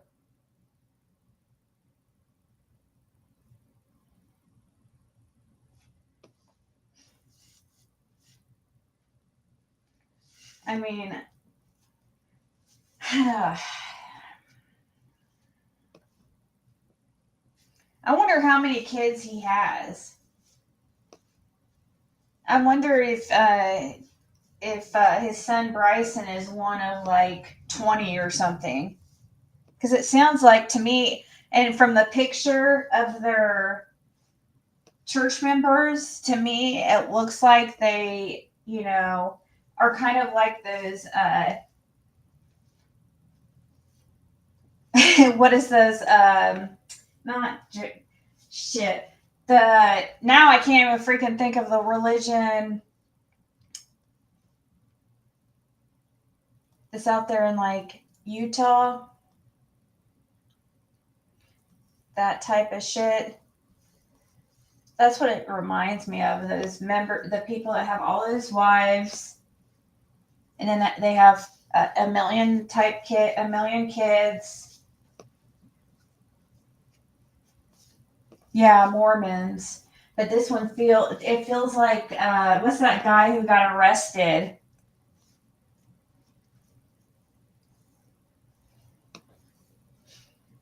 Because of his involvement with underage, marrying underage girls. FLDS. Is this, gosh, I just bet all kinds of freaking weird. I don't know. This stuff, it's giving me weird vibes, but maybe I'm just feeling like that because his son's missing. Warren Jeffs, yeah.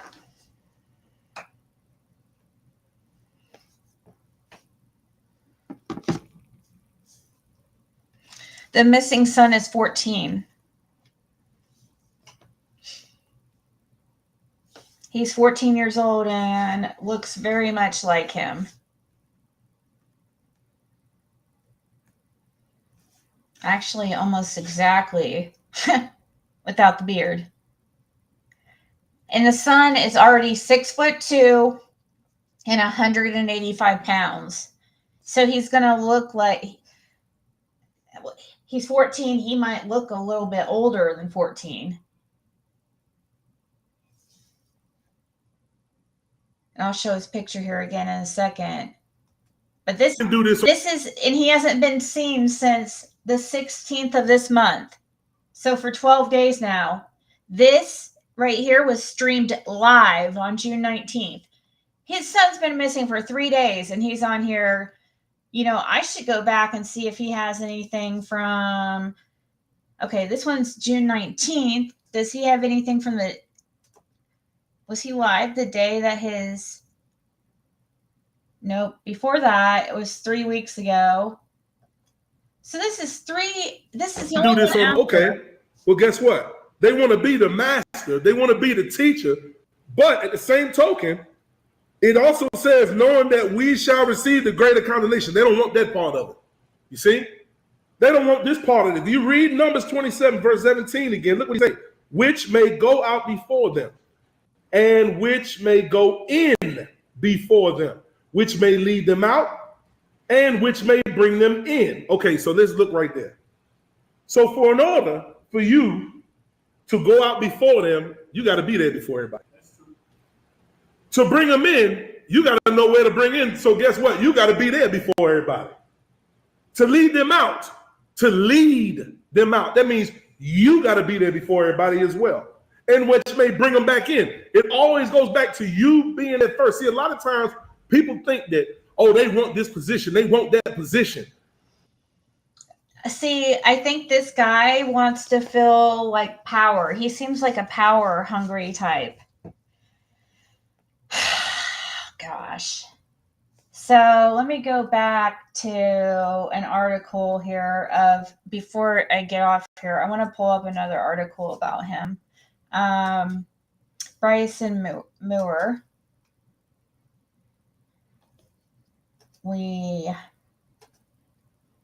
You'll see this kid looks like very similar to him. Look at that. He's 6'2" and 185 pounds.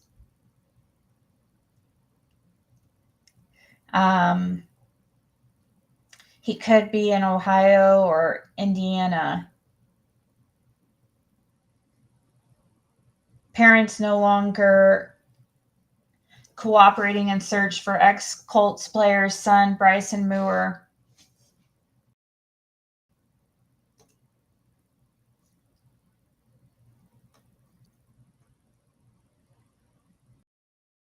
Oh, I'm hoping that this will play. Mike's been crappy lately. Can you rewind a little bit? Progress, and unfortunately today it appears we've taken a couple of steps backwards. Developing now at 10, the frantic search for the missing teenage son of a former Colts player continues tonight.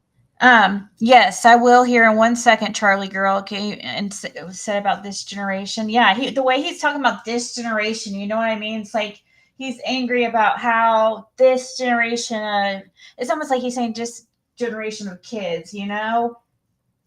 And this is 3 days after his son's missing. That's why I'm downloading that. Let me see if it's actually downloaded all yet. It's still not completely downloaded. Because I know they're going to take that off there. If it progresses into, unless they find him, this is going to blow up.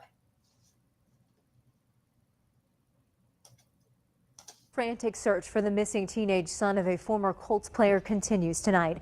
Thanks for joining us. I'm Jenny Drasler. State police continue to search for 14-year-old Bryson Muir. He vanished nearly 2 weeks ago, and now his parents aren't cooperating with the investigation, backing out of an agreement to bring the boy to investigators. Fox 59's Michael Van Scoik breaks down the challenges police are facing with a complicated timeline and allegations of abuse. 14-year-old Bryson Muir was last seen 12 days ago at his grandmother's house near Cleveland, Ohio. She reported concerns Bryson's parents were beating him after spotting this black eye. For the last several days, state police have been trying to find the boy. After several efforts, ISP says investigators spoke directly with... Look at that. They have this, like, it's like they have like all these little houses, like little communes or something. Little, I don't know what it would be called. With Bryson's parents yesterday, and through an attorney, his parents agreed to meet with detectives at ISP's Peru post at noon Friday. Right now, the lack of cooperation, that's the frustrating part. But again, it's incumbent upon us as a law enforcement agency to work through that, overcome that obstacle, and try to come at this at other angles. ISP issued a silver alert for Bryson on Friday, which Captain Galaviz says helps spread the word on an exponential level. That really helps send more this information out, even more than we were able to here over the last few days. Investigators also previously got onto the large property where the Muirs live. This video is from when we were there earlier this week. Right past the fence, there's a sign that reads, "Welcome to Straightway, Indiana Goshen." A Google. So this is not what we're watching, guys. We're watching him at at this religious organization as a leader, I guess a pastor, supposedly. And it's like it is some kind of like weird cult. I don't know. It's weird. It's an Islam-based religion. But it's giving me weird vibes. Search of Straightway will lead you to Straightway Truth Ministries. Oh yeah, what I was going to say, this is up by, remember, this is where what they're showing right here is right by, is right near Delphi, where Abby and Libby went missing. It's the same area. A Tennessee-based religious group that some online have labeled a cult. Former FBI investigator Doug Coons, who isn't affiliated with this case, says this could add an additional challenge to the mix. Whenever you're working with any religious group, be it conservative, extreme, liberal, whatever, you just are sensitive that they have their own ways of doing things. Coons says investigators may have to tread lightly. You talk to the leadership and you try to minimize any kind of negative impact. Right now, state police say it's possible Bryson is still with his parents, but it isn't certain. So detectives have to explore all possibilities. At the end of the day, ISP says investigators just need to ensure his safety for themselves. Our investigators want to get eyes on. They want to ensure for themselves his safety and well-being. State police tell us investigators will continue their attempts to communicate with Bryson's parents and their attorneys. Michael Van Scoik, Fox 59 News. Michael, thank you. And if you or someone you know has information on where Bryson or his parents are, you're asked to call 911, or you can call ISP's Peru post directly at 1-800-382-0689. So now they're asking for help to even locate his parents. Is that what she said? Or his parents? What?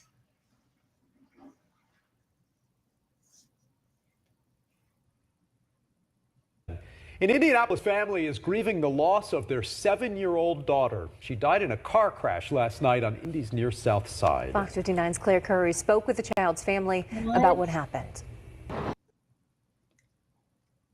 She said if you have any information on where the whereabouts of or what happened to Bryson or where the parents are. Yeah, so you guys see, I think this is why I'm interested in this and why I'm looking at this video and why I'm creeped out a little bit that that was today, a news broadcast from today from a local news station here in Indiana. And here he is 3 days after his son is missing. He hasn't been seen since the 16th. It's June 19th right now. So this is plenty of time for him to be aware that his son is nowhere to be found. But yet here he is on June 19th doing this preaching or whatever. I don't know what leading some kind of service here. June 19th. His son's been missing 3 days. He could do that. It shows. Where is he right here? It shows like he's in Goshen. I don't know. But you wanted me to rewind a little bit to see what he said about this generation. Don't remember exactly where that started, but let me see. Dude, see, I'm going to go back to Numbers because Pastor Corey pointed this out. Because when you read in James, the first verse, chapter 3, first verse, my brethren, be not many masters, right, or teachers, knowing that we shall receive the greater condemnation. So you have a lot of people, they look at those who are in leadership positions and they say, I don't have to do what they say. I don't need to listen to them, right? That's the spirit of this generation. See, that's the spirit. I can do this on my own. Okay. Well, guess what? They want to be the master. They want to be the teacher. That's the spirit of this generation. That's the first time he mentioned something about this generation. And this is 3 days after his son's been missing, and also there's these abuse claims. Now all of a sudden he's just disappeared. How the heck does he disappear like within minutes? That doesn't even make sense. That is crazy. The mother gets pulled over within minutes of leaving the grandmother's house in Cleveland, Ohio. Within minutes, because the grandmother calls worried about this son being, or the grandson being abused because he had a black eye. And she got a picture of him.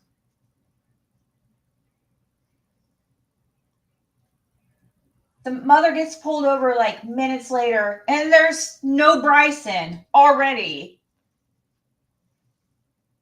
This was on the 16th. Here he is on the 19th right here preaching. This is insane to me.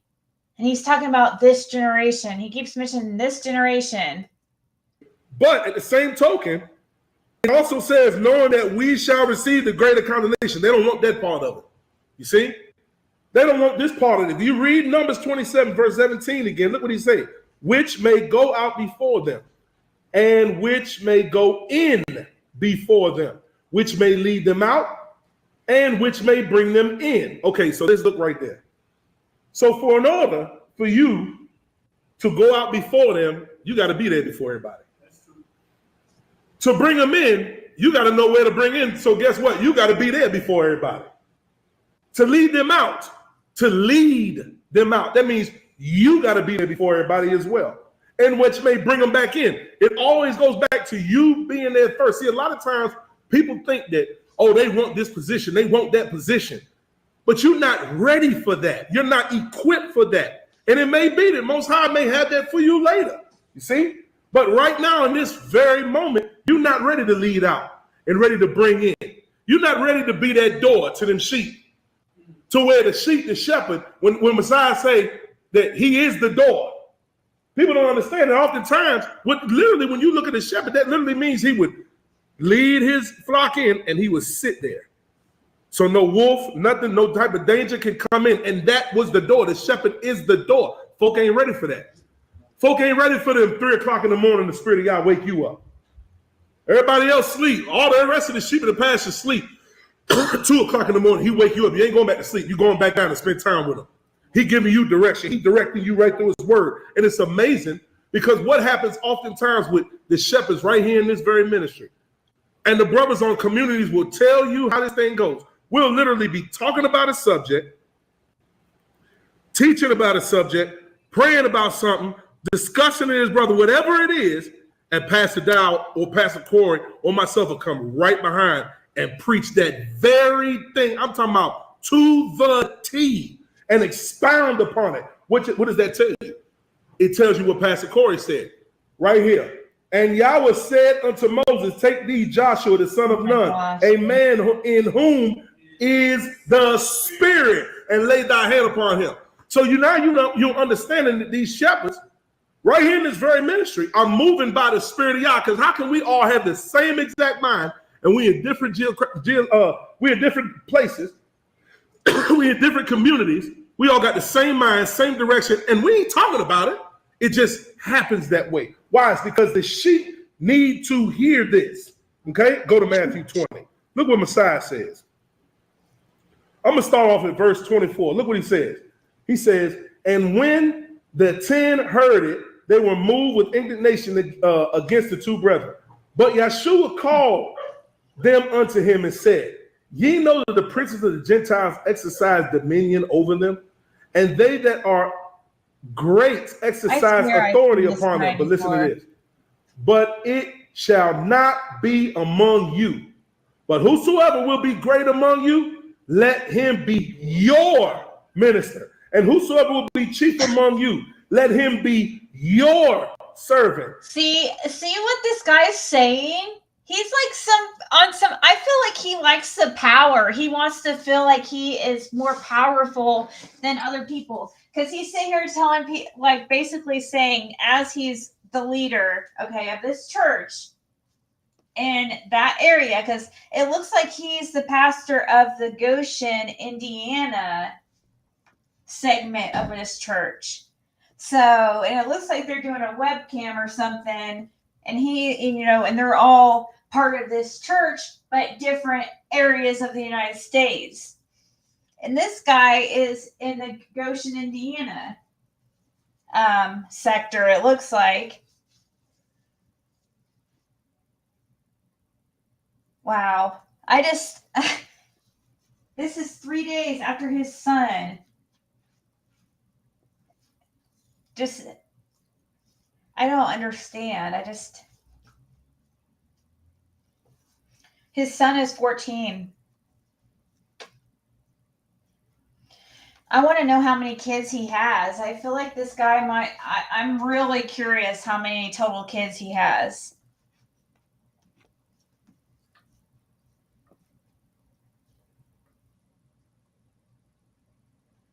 Because it would make, I feel like he was talking about, I've listened to his sermons where he's talked about his wives, like his other wives and stuff like that.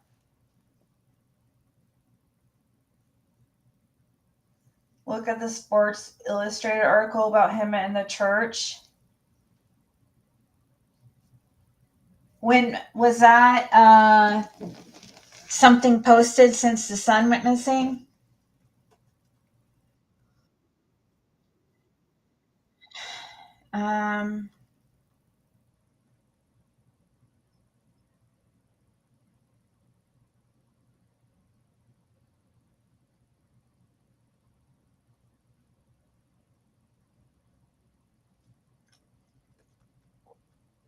I'm trying to see here.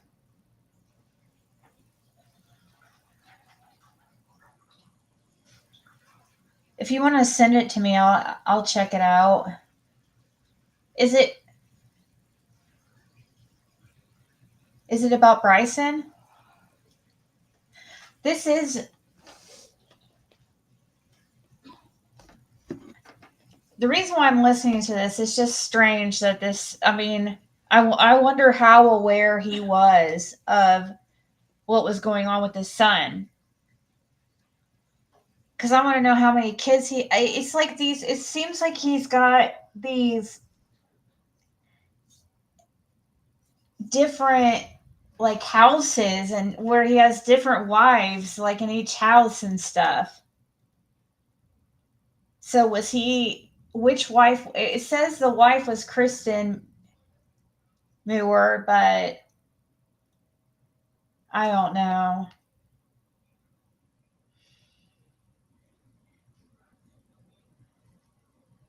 Hey, Linda.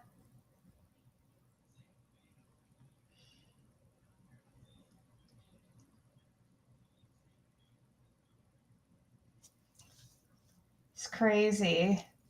They were supposed to show up today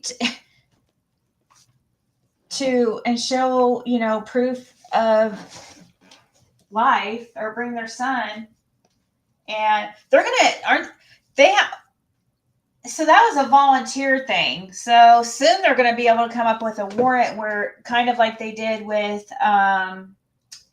Lori Vallow, right? Where they are demanded by the court to present him, right?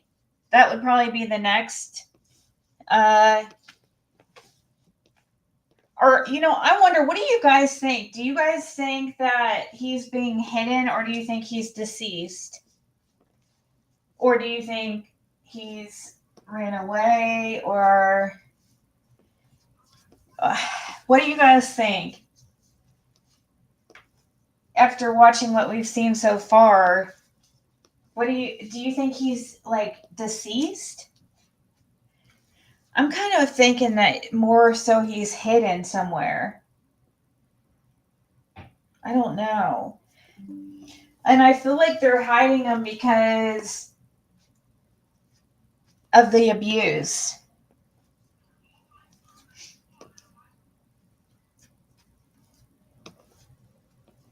And they're wanting like his face to heal or something more or something before he goes. I don't know. Are they trying to give it time so he'll heal more or something? You snuck out.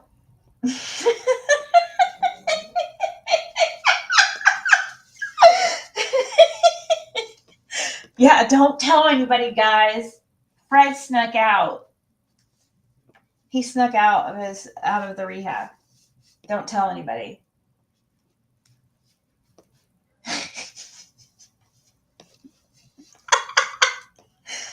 You think he's hiding away from his parents? Yeah, but like, what about the fact that he was at the grandmother's house? The grandmother called the police because she was concerned about abuse. The mother was pulled over within minutes of leaving the grandmother's house, and there was no child already. What did the mother say is what I want to know.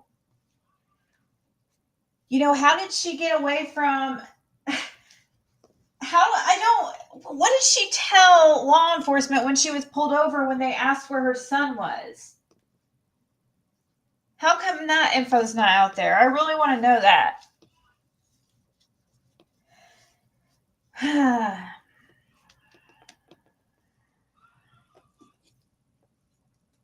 Waco in the making. He sounds like he's on a power trip. He wants to believe that he's special and he's like more powerful than certain people, and that he's special and that's why he gets to be the leader. And that, oh, you minions, you're not yet there. You have to do, you have to follow us, the leaders. We've already been there. We've already been there. We're the wise ones. He wants to be important. And that's what's... I don't know though if Yeah, he sounds like he could be a controlling a-hole, but is he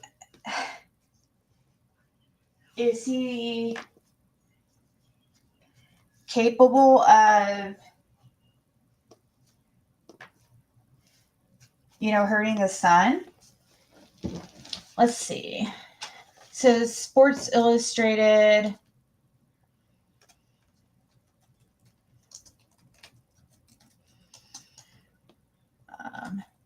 Daniel.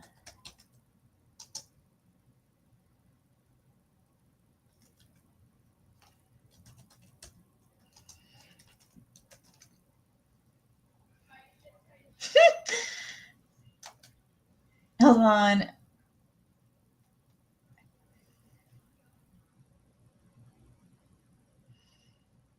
Wait, is this the one you're talking about? The Sports Illustrated article, and why is my picture not even working on my screen? That's annoying.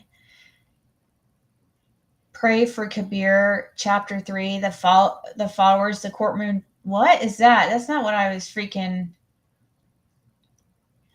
Oh, along with Kabir Kabaja Balala, or two other ex-NFL players have joined Straightway,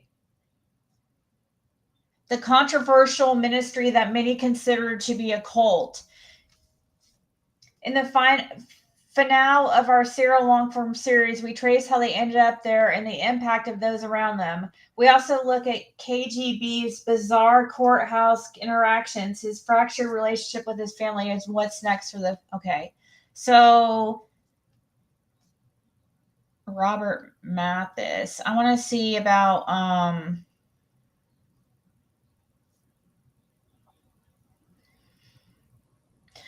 That January, after the Colts season wrapped up, a former teammate reached out. Daniel Muir wanted to know whether Mathis would be interested in partnering with him in the training business. Mathis invited him to his house to talk about it. Muir showed up wearing a black t-shirt with Hebrew in white letters across the front. Before they even talked about the coaching opportunity, Mathis asked Muir about the shirt's meaning. Muir explained that he is a real Hebrew man, and that Mathis is one too. Muir took out his phone and pulled up a video a friend from his time with the Packers had recently sent him.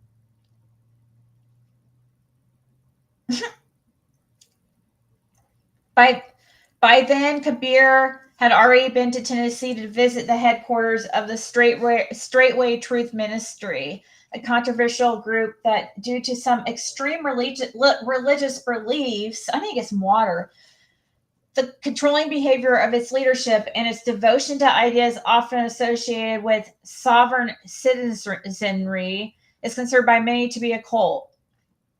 Within months, KGB was sending videos of Straightway's leader, Pastor Charles Dowell, to Muir. Those videos had Muir paging through his Bible, looking for scripture to prove Dowell wrong. After a week of close Bible reading, Muir found himself agreeing with Dowell's interpretations. Now Muir was introducing Dowell and Straightway to Mathis. The two former Colts hardly talked about the training business that night. I want one of those shirts, Mathis told Muir. Mathis is the latest ex-NFL player confirmed to have joined Straightway, though, as with KGB, he and his family seem to have paid a price. And after seeing KGB go through a series of bizarre interactions with the court system this year, culminating in deputies tasering him during an appearance last March, many worry about just where this path leads. Former Colts chaplain Keen Johnson sends a scripture text every morning to a group of around 100 former Colts players. So we have all our Indianapolis Colts here in this state are now Colt members. Is it like something, do they think it's something like cool because it's the Indianapolis Colts and let's have our own cult? What? Mathis was a really popular player. I know that name. He was like very popular. So every morning to a group of around 100 former Colts players. Mathis and Muir are still part of that group, though it's been a few months since either has responded to him. Until Sports Illustrated informed him, Johnson had no idea the two had become so immersed in a Hebrew Israelite group. Are you kidding me? He said. No way. Wow. Part of me wants to call them and be like, dude, what are y'all doing?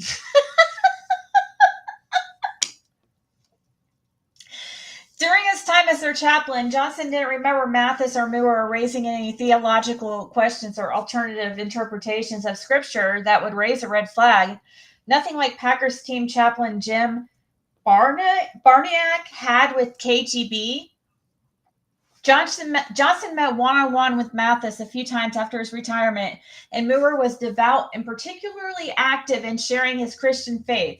Muir's father was a non-denominational Christian minister, and he spent a lot of time at church growing up. He kept that faith close when he went to the NFL. Muir never missed a Bible study and could always be counted on for speaking engagements in the community, even as recently as last year, Johnson says. But Johnson isn't completely surprised. During nearly 30 seasons of the Colts chaplain, he saw this pattern among retired players.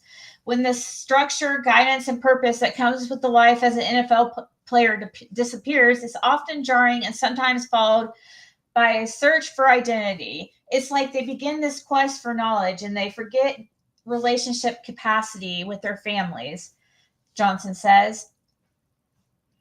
The shift to Hebrew Israelism is new to him. In the past, the post-retirement shift led some Black players to join the Nation of Islam, an Islamic and Black nationalist movement that had been criticized for anti-LGBTQ views and prejudice amongst Jewish people. Dow's appeal to the ex-NFL players is obvious. He is unapologetically masculine, says James Buemler, an American religious history professor at Vanderbilt and a former dean at Divinity School. Men who are ex-military or ex-NFL have moved into a more feminized world, so to see themselves in another organization that gives them meaning as men can be quite attractive. If you look at the imaging on the YouTube videos, he's almost a coach-like figure explaining things, presenting the truth. That is different. That is what is new here. Dow has more than 5,000 videos on YouTube, an endless stream of content for a retired player who suddenly finds himself with time on his hands.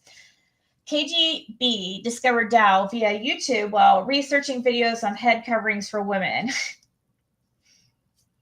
Dow also had a Patreon account where viewers can pay to subscribe to his videos. For his part, Muir says he had come across a video of Dow's a year before KGB began sending them. He was already in the middle of his own frustrations with Christianity. For him, receiving that Pastor Dow video from KGB was just further confirmation. You can easily send it to your ex-football friend, says Hudnut Buemler. That's how social sharing becomes indoctrination. Mathis, who went to a historically Black college, Alabama A&M, had always been interested in Black history and was proud of his identity as a Black man. Unbeknownst to Muir, Mathis says he had been unofficially calling himself a Hebrew before they met. A self-described history buff, he researched the results of his DNA test. Benign to go ethnicity. He says his research led him to sources that claim that region in West Africa, what is known today as the Ivory Coast, was once called the Kingdom of Wada. Then he found images of old British maps that also listed Wada as another name, Judah. Mathis traced that to his knowledge of the Kingdom of Judah and the biblical Israelites. Soon after their initial meeting, Mathis started binge-watching Dow's videos. He asked Muir to introduce him to Dow face-to-face so he could determine for himself whether Pastor was for real. Muir now heads up the Indianapolis chapter of Straightway. His wife, Kristen, and their 3 sons followed him. here we go. So I was wondering how many kids he had. So thank you for giving us this article, or letting us know about this article. Who was it that?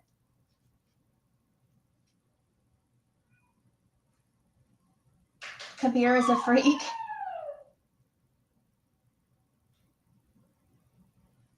Whoever suggested this was a good idea because it fits right in. This is good to give us a good background on this guy. I need to get some water, but this is really interesting and I just keep wanting to read it. So Muir now heads up the Indianapolis chapter of Straightway, which now we know he's over Goshen chapter. His wife, Kristen, so that's the one now who is also not talking to authorities, guys. Kristen and their 3 sons followed him. Kristen stopped wearing makeup, begun wearing a head covering, and sold her Louis Vuittons and Gucci purses and wallets on Facebook, part of Straightway's teaching to live simply, save money, and share everything with the ministry. See? They live in a freaking cult, like a commune thing.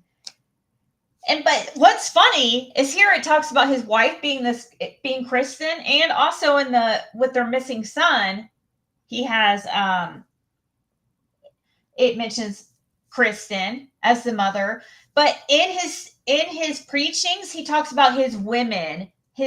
So now he suddenly, so this has like been really recently that he's gone from a single married man, or not, a single wife man, monogamy, whatever it's called, monogamy, into polygamy. I've learned this now called not polygamy. So he's been contacted by several NFL chaplains who are concerned that Hebrew Israelism is creeping into the league. He says that chaplains have asked him how to identify early warning signs and how to talk to a player who is experiencing interest in it. One team chaplain said that after a game last season, he was approached on the field by an opponent's chaplain who asked about the influence of Hebrew Israelism in the locker room.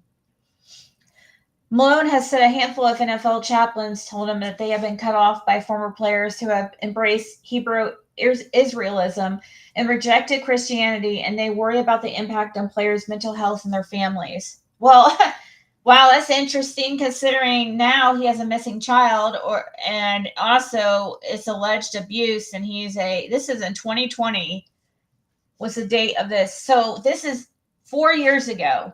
4 years ago.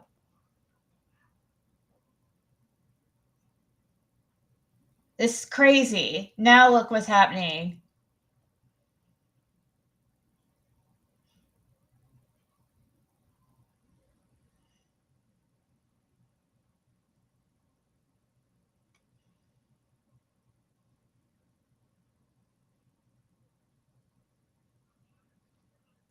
It says Muir is an exception in that his wife and sons joined Straightway with Mathis's family situation more closely resembles KGB's. A source in the Indianapolis community says that Mathis and his wife, Brandy, no longer live together, and that Mathis moved out sometime in 2019. The source says he is no longer involved in his children's lives. Wow. When asked directly whether his wife and 5 children, 2 girls, one from a previous relationship of Brandy's, and 3 boys are following him to Straightway, Mathis said, yeah, the family is intact. After a couple more follow-up questions about his wife and children, Mathis excused himself from the interview. There are no court records indicating the couple is legally divorced, but Brandy's social media accounts are scrubbed of photos of Robert or any mention of the last name Mathis. She posts photos of her kids celebrating Christmas and birthdays and holidays that Straightway adherents don't recognize, and she is not wearing a head covering in her photos. In October of 2019, YouTube Q&A, Mathis was asked about the transition for Brandy and their children. He answered, tough, I'll leave it at that. Brandy Mathis declined to comment for this story.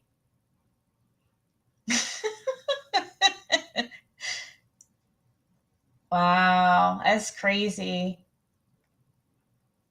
I wonder if anybody in that, if one of those four guys is Mathis.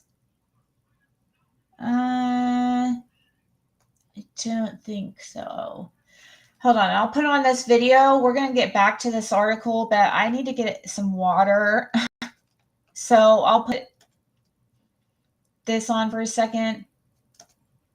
Even as the Son of Man came not to be ministered unto, he didn't come to be served.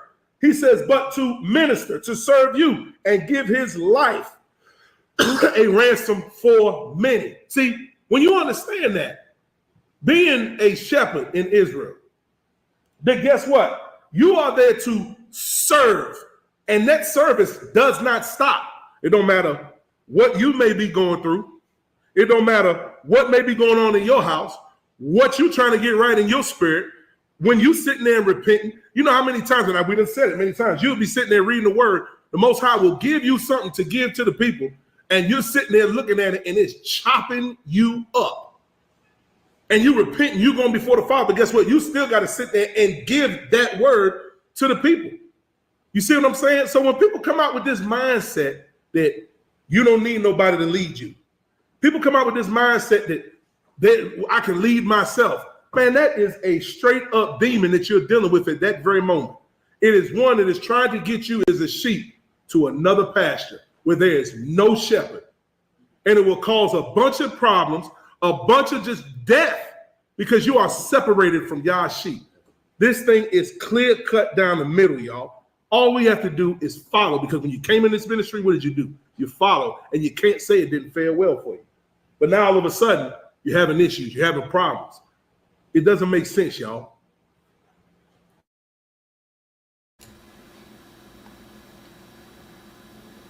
Man, that was good. That was a good word. To keep this going, something that Pastor Muir talked about when he was giving the sheep analogy is, and I'm gonna read a couple of these scriptures, then that's gonna lead us into the question. And it talks about servants, be subject to your masters with all fear, not only to the good and the gentle, but also to the froward. So, and that's 1 Peter chapter 2, verse 18. So the Bible, like right there, is really driving it in hard that we need to be under leadership. And my question is, to the pastors, is to talk about how people behave when there's an offense, and what the word says about that. Sorry about, I wanted to get some water real quick, and I used the bathroom too while I was at it. So, and Val, I got my tarot deck. Thank you so much. If I go live doing readings today, which I might, because, well, I just might, I'm going to use it for sure. I love it. Thank you so much, Val. That was one of my, one of the decks I wanted the most. So very much appreciate that. Go to chapter 2. You'll see some of their crimes. Chapter 2. How do you get to chapter?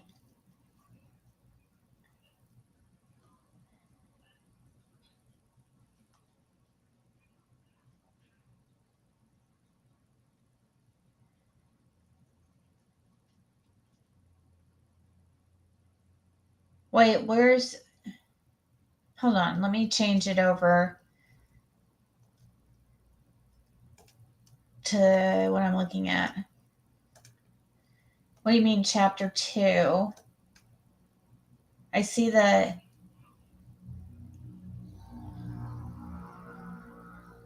How do you know where chapter 2 starts, though? That's what I'm wondering. Um,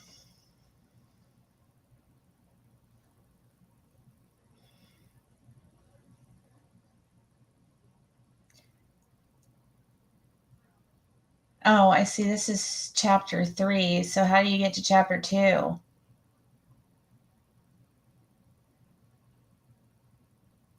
I do see something down here, though.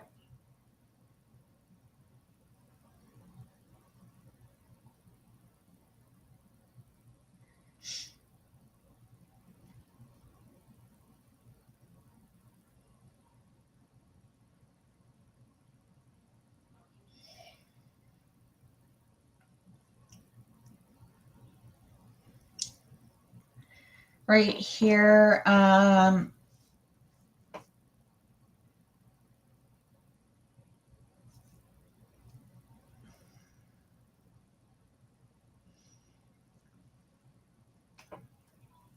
So I don't know what I'm looking for, really. Dismiss. Let me see what you're saying here. Oh, well, thank you, Val. Hey, Yaya. And Nikita. Luminous.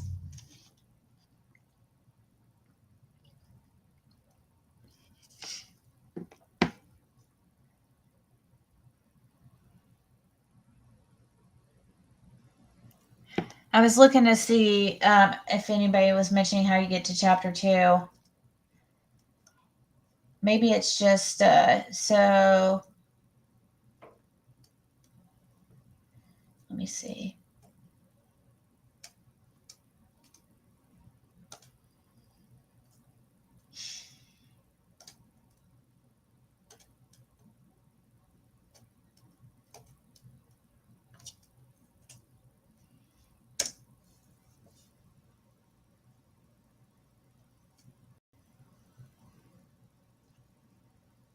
There's chapter 1. I don't see a chapter 2. But maybe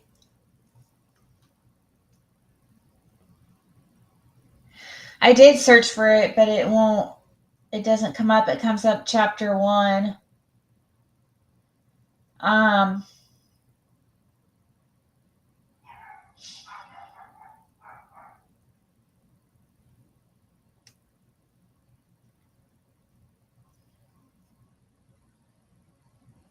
So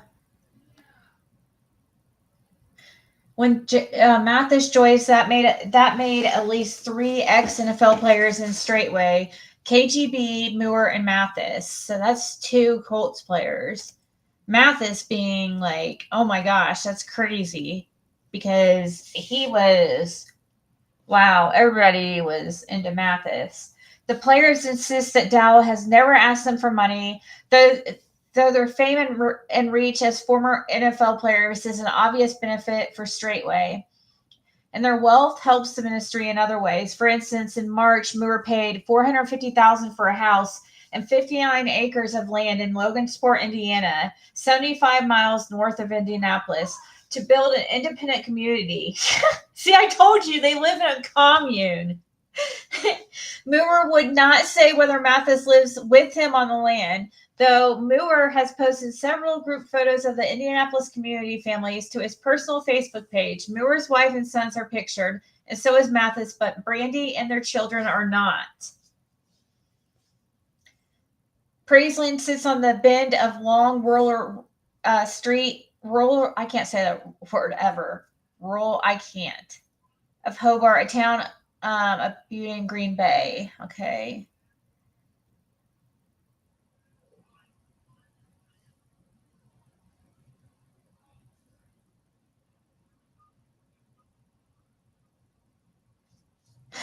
In March 2018, 10 years after KGB's retirement, Eileen, 8 months pregnant with the couple's 8th child, was moving out her and their children's belongings. Several friends, mostly couples who had once been close with Kabir and Eileen, were helping her at one point.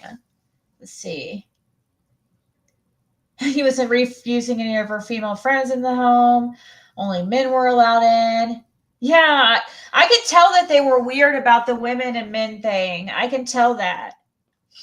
I could definitely tell that I could feel that strongly, that this is supposed to be about men and men being leaders, and you know what I mean? It's totally a power trip type thing.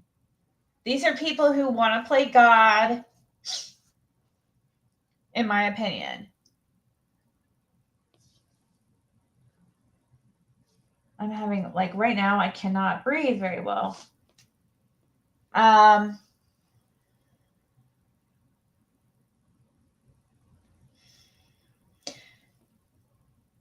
Proceeded to walk.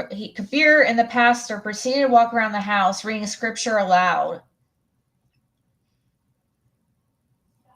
It was, as Kabir put it to the officers, to keep the witches at bay.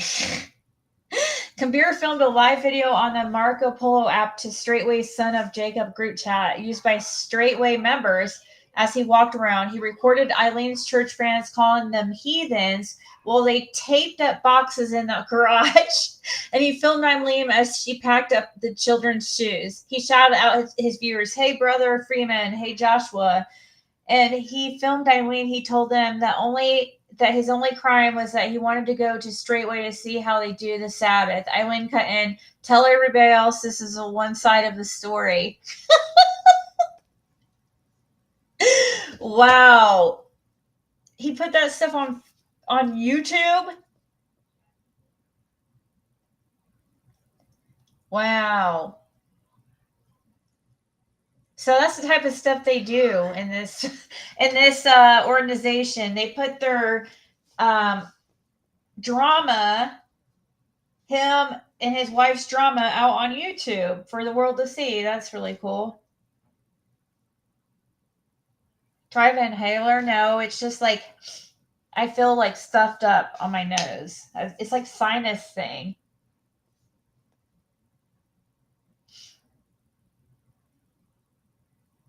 You could tell me stories. Dow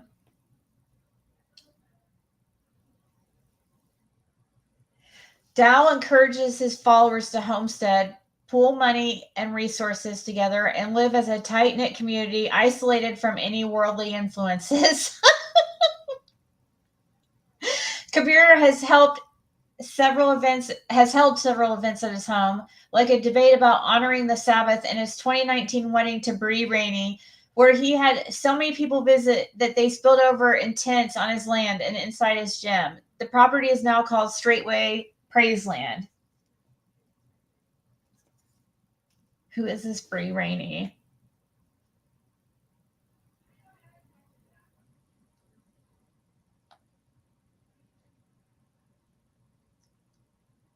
The two 20-something white members who were arrested and charged with carrying a concealed weapon, disorderly conduct, and instructing an officer.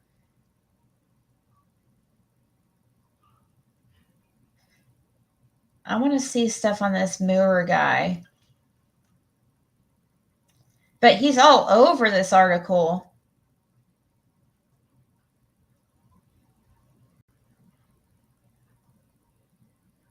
Some dude named Salmi and DeSmith. Here's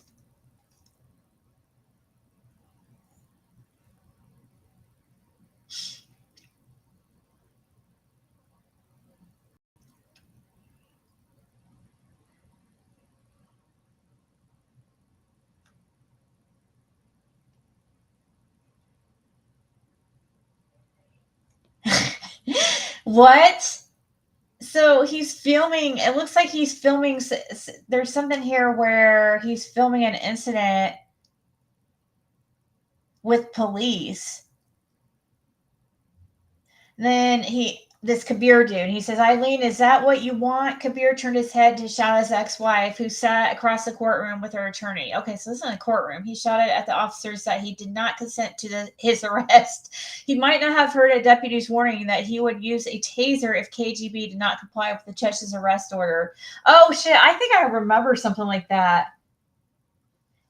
And when he said he didn't, because I think I know who that dude is, where he was like trying to say he didn't consent to the arrest and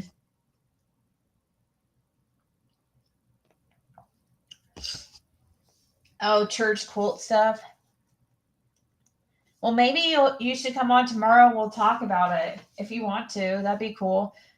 We could talk more if this child's still missing, especially. Because I am going to get off here soon because I need to do readings. Make a little money, honey. This is interesting, though. This KGB guy, this sounds familiar, though, what he was supposedly...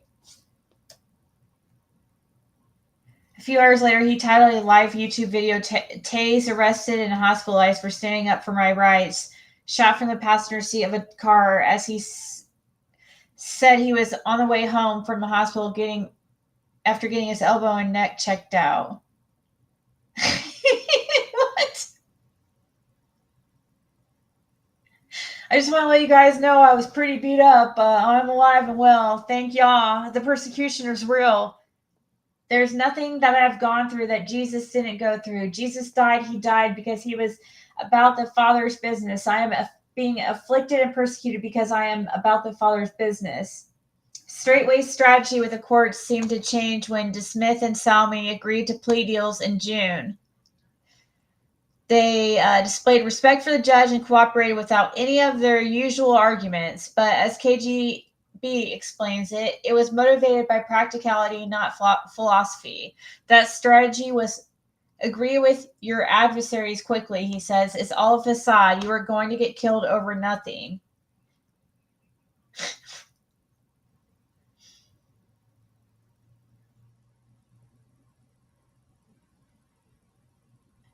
This is some D. Smith dude that's, I guess, part of this organization or whatever. Wow. So you guys see what type of organization this is here now. We've read a lot about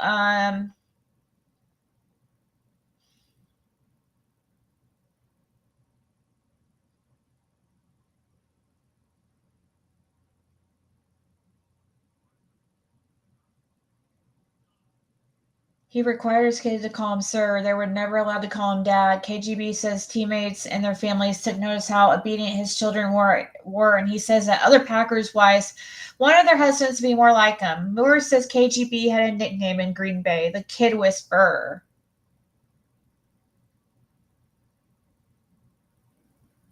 Oh, see? Muir had a nickname called the Kid Whisperer. He said, no one in the world could convince me I'm a bad father. I was a good father, he says. Everybody always complimented me on how well behaved my sons and daughter were. They were blown away. Wait, who is this talking about,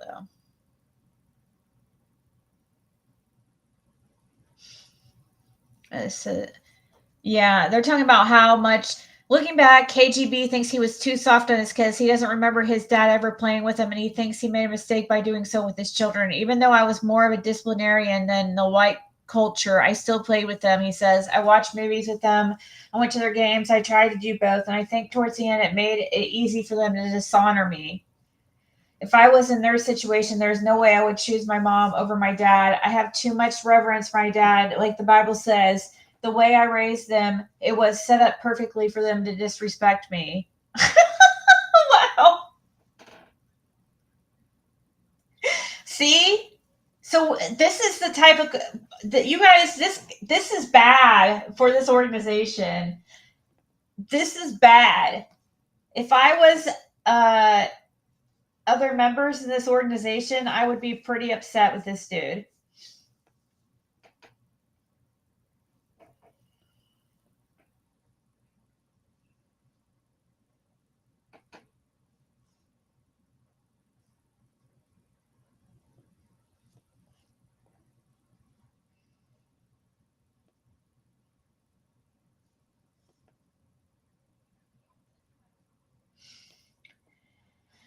Oh, no, you're not a hater. Who said you're a hater?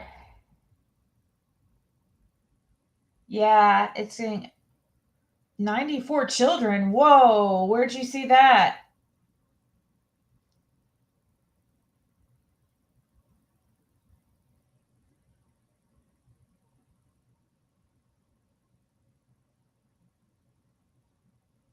Aw.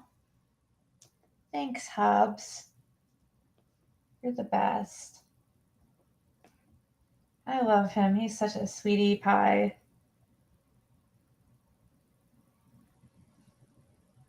Last line.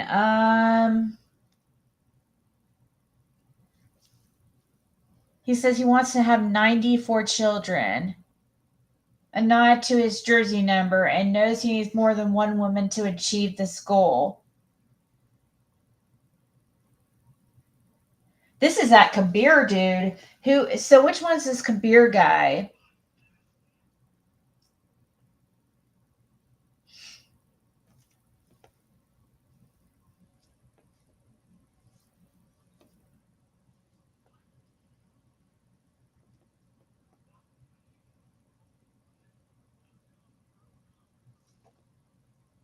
Is he one of these guys in this video?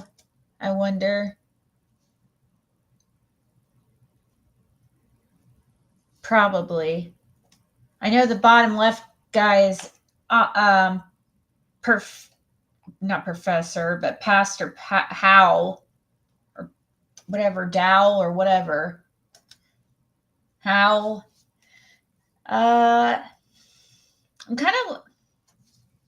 Well, his YouTube feed is heavy on living room confessionals loaded with misogyny and anger. There's a different kind of video pinned to the top titled, "What is a Cult?" and filmed last December before the Christmas program incident. KGB does the rounds at a Limbaugh Field tailgate and juxtaposes Straightway and Packers fandom and why both in their own way are cults. What?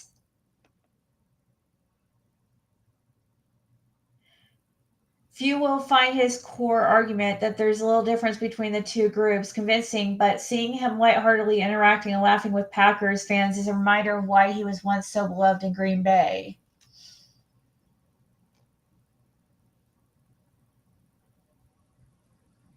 Wait, let's see. Is that one of the guys in this? Let me see.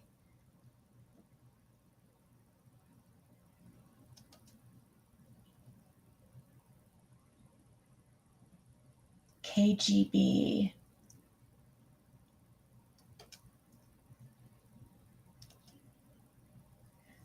I wonder if that's him. That's the, I don't know. How long ago was this article? Oh yeah, this was in 2020.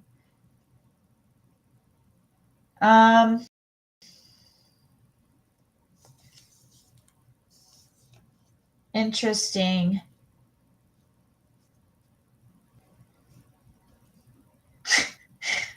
I appreciate the KKK more than racist. Okay, so Straightway is misunderstood, and that's why he's looking to sell his property and move.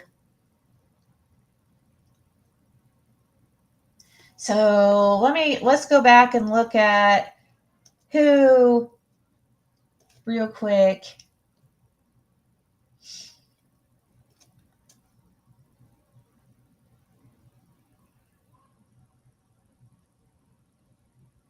Who is this guy? Very, very passionate subject. You know, for myself, one being that out of the world, and when they came, I gave them your word. Mm-hmm. Mm-hmm. And he gave an account that they did well with you, with the word that. So let's find this Kabir dude here real quick before I get off here.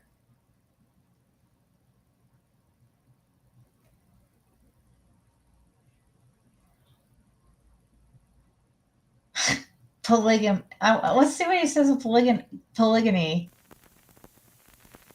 What the heck? I don't want to see this shit. What the hell? No, thank you.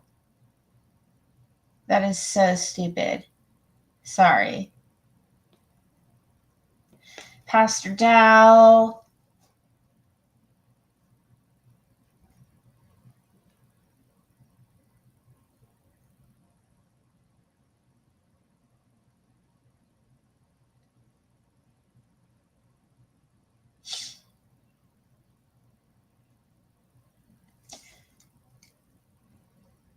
Let me look at this other one.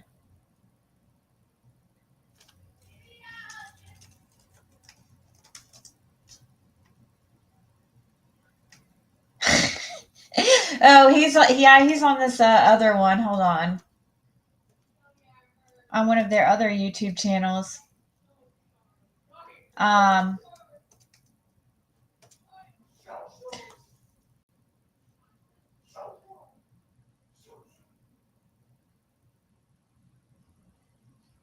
Is this him?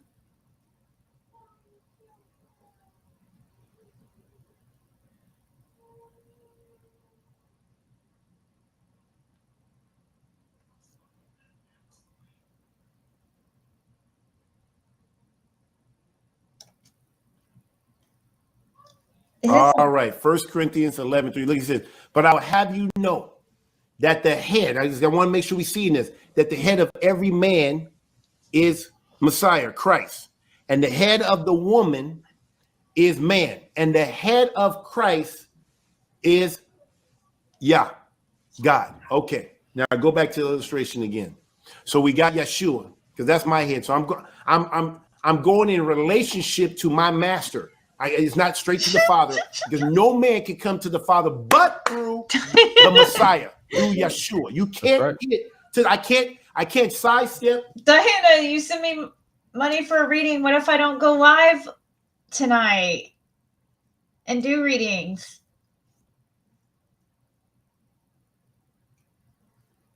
What if I decide not to?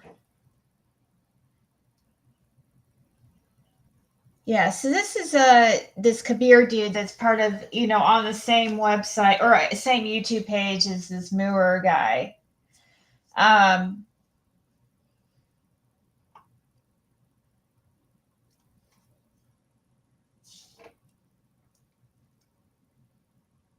a woman can turn that man's head wherever she.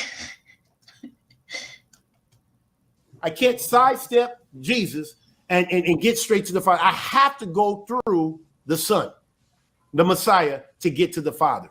Are you hearing me? So that's why when I'm drawing this illustration, I'm taking that same illustration that Jesus put himself in, and now I'm saying, okay, now he said, love your woman as Christ loved the church. I say, okay, I'm gonna put myself where Jesus was. Jesus was divine, so I know where I gotta be. So I'm gonna put myself in the vine. Put myself in the vine. I should have started with that first. So if I'm a vine in the house of Kabir, right? If I'm that vine and my head is Yeshua, so that means that will put him in the husbandry role.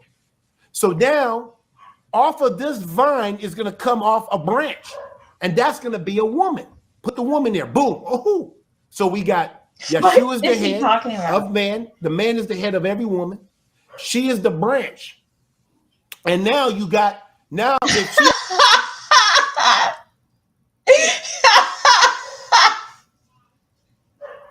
The man is the head of every woman.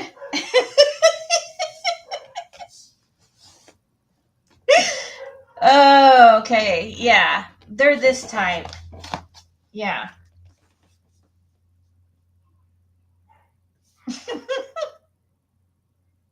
Yeah, what if I don't tonight, Diana?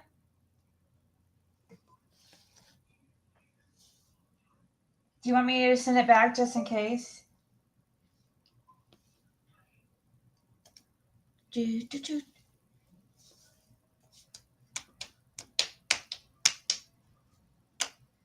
mean, I could do a reading here. That would be wrong because it's about a missing kid. Yeah. Otherwise, if it was one of my regular lives where I just sit, put, hey, how's it going? I would just do it here. Yeah, the man is the head of every woman. Now you can do the reading when you go live. Okay. I might go tonight. we'll see. I didn't expect to be on this long just looking at this, but I'm interested in it. I mean, I know that there's not very many people in here and stuff, but I have a feeling though that if this child's not found, it will become, something that everybody's talking about. And I downloaded that last live of his that he was doing on 3 days after his son was last seen, just in case they take that crap down. I'm going to have that, because I've learned over time this stuff gets taken down. He abides in me and I abide in her, just like he loved us. I'm loving my woman the same way. I got commandments for her. I demand things from her. I have commandments for her so that we can be one. How can two walk together unless we agree? So we got to be one. She can't be doing her thing. And we got, there's only one head. There's only one head. When it comes to my house, I'm the head. And I only have one head that I have to answer to, and that's Yeshua. So we stay connected. So if we're one and she abiding, now we're going to produce fruit. What does that look like for a family, a marriage?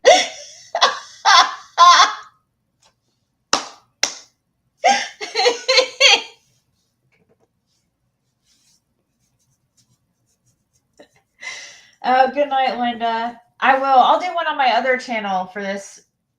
If I go live, I'll do one on my other channel, though, not on this one. But so he feels like, okay, the man's the head of the household. That's what it says in the Bible. But so this guy really, really takes that very seriously. So he's making a depiction, like showing a branch of a tree, how the man's the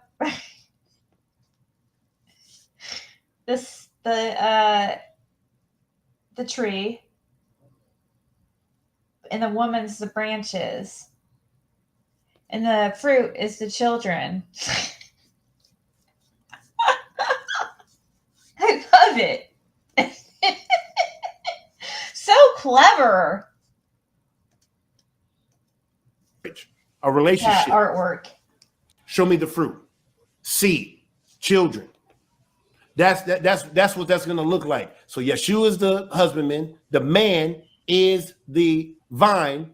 And the woman is the branch, and from that produces seed, children. Are you guys following me? I'm getting so excited here. Is that concrete? Okay, Oh, yeah. Somebody saying beauty. Are you? Okay, so this must be what they're talking about. Well, no, the article, I thought this dude's family didn't go with him, is what the article said. But training women to succeed. Oh, let's hear this, guys. Let's get trained by you guys even taking the time to train your women so that she can perform and succeed. Okay, you guys, take notes, guys. Do you have your notebooks and pens, ladies? Do you have your notebooks? We need to be taking notes because Elder Kabir is here to teach us how to succeed, okay? Is this making sense, Deacon? Oh, yeah. Come on, Elder.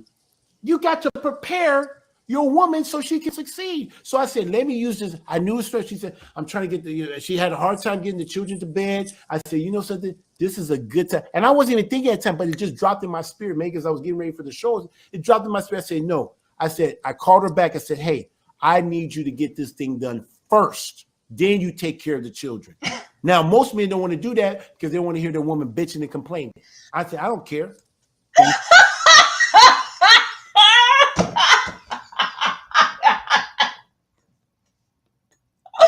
This is supposed to be a religious group. Like, I don't know. This is so funny to me. Wow.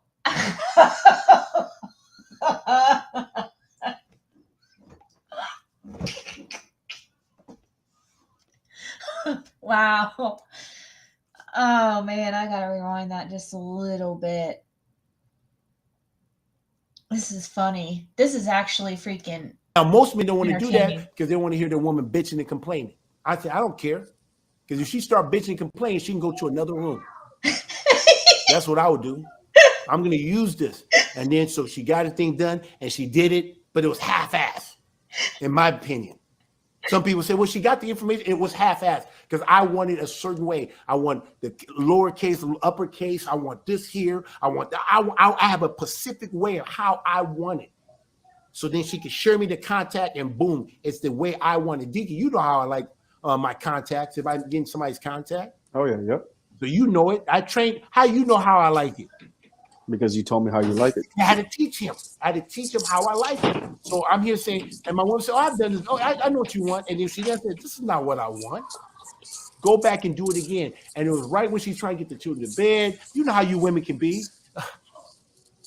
Wow. And then after she did it, I told her I made the correction. She made the correction. And then after she made the correction, I said, this is how I want it to be all the time. When I tell you to put a contact and make a contact and share it with me on her Apple, then this is how I want it to be done. Now go take care of the children. And she was flustered a little bit and everything. And I expect her to be flustered because she's a woman full of emotions. And then I was able to come back. Do you guys have any notes? Any key points? Kids could go to church. Oh wow, this is funny. To her, and a matter of fact, I texted the scripture, Matthew chapter 6. First seek the kingdom and his righteousness. You don't put the children before me. I'm Messiah. You don't put them before me. Don't worry about putting the children to bed. Don't worry about what you're going to eat and what you're going to wear and what you're going to drink. So this, you guys got to remember, while he's talking about, this is very interesting actually to listen to because this gives us context. This is the organization that Daniel Muir is a part of. That he's a leader of this organization, right along this Kabir dude. He's one of the same level. He's one of the leaders. And this is how they're trained to treat, feel about their children. And now we have a missing child and the parents aren't cooperating. And this is what they're a part of.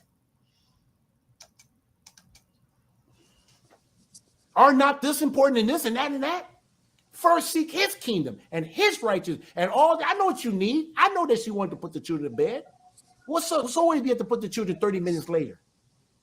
What's more important? Putting the children to bed or serving your king?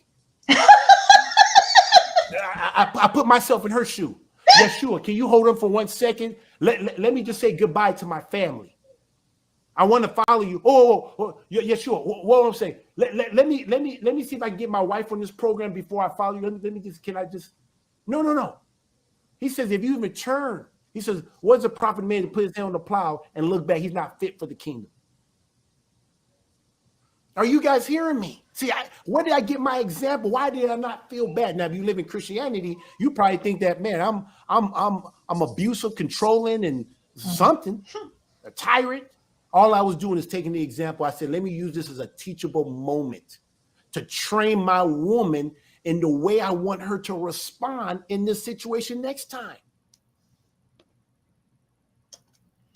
I think he takes it to extreme, though. Hold on.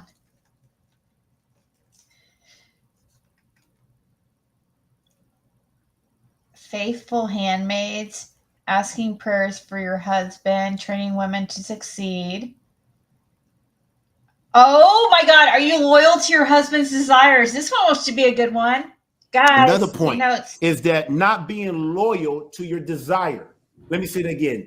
Not being loyal, faithful to your desire. Let me give you a small example here. Let's say that if I want my woman to, let's say if I want my woman to wear pink socks and yellow socks, I want her to wear a mixed match. I don't want it to match. I don't want pink, yellow. I want yellow on the right one, and I want pink on the left socks. That's on her feet. That's exactly what I want. Now, some people may think, if I ask Deacon said, well, that's weird. That's That's not what I like. I like more. I don't care what you like. This is what I like. I like to see my woman in a mixed match socks. I want pink and yellow. For some reason, it turns me on. That's what I like. That's what I want.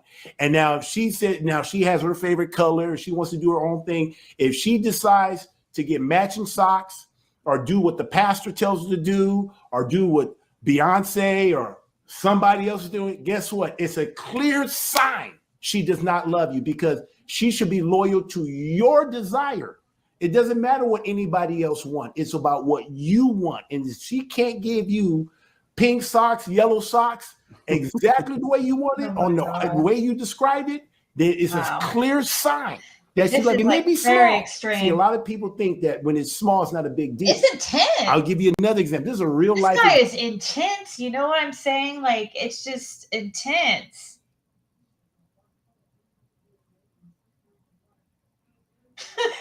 He's just over the top. And this is the organization that the missing kid's parents are part of. Yeah.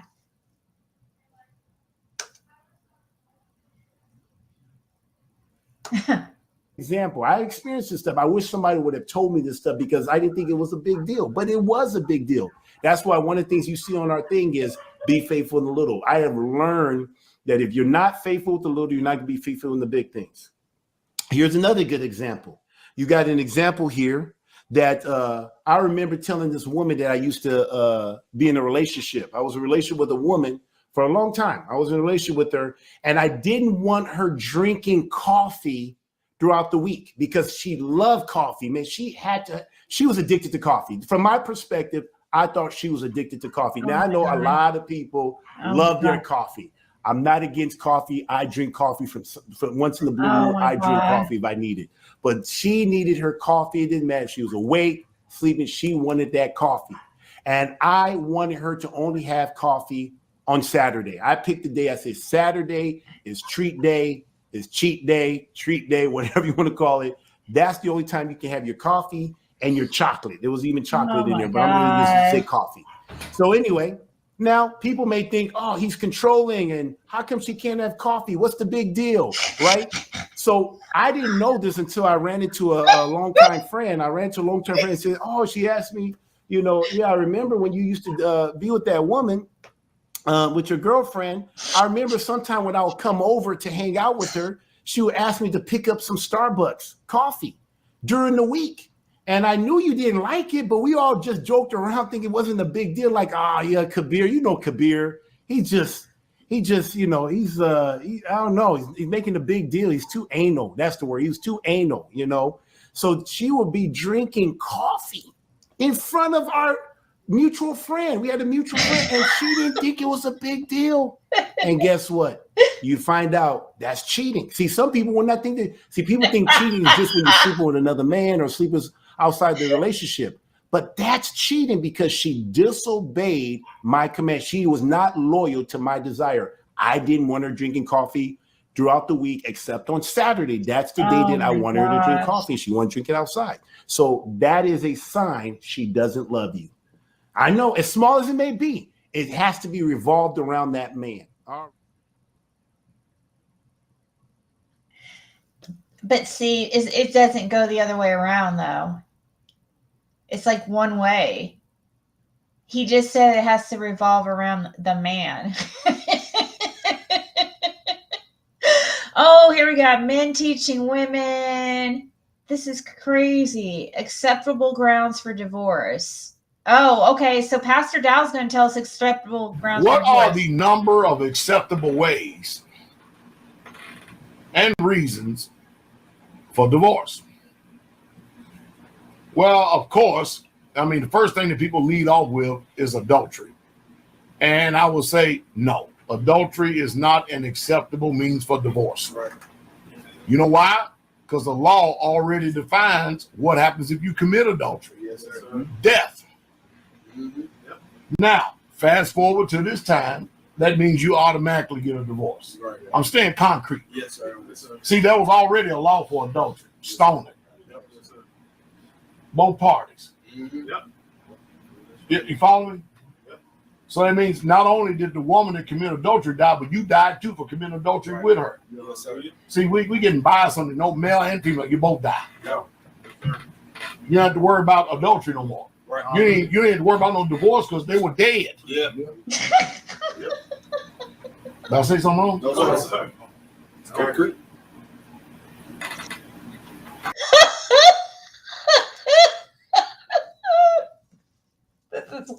This is really extreme. Wow. He's intense. I see a trend here with these leaders of this organization. I'm seeing a trend here.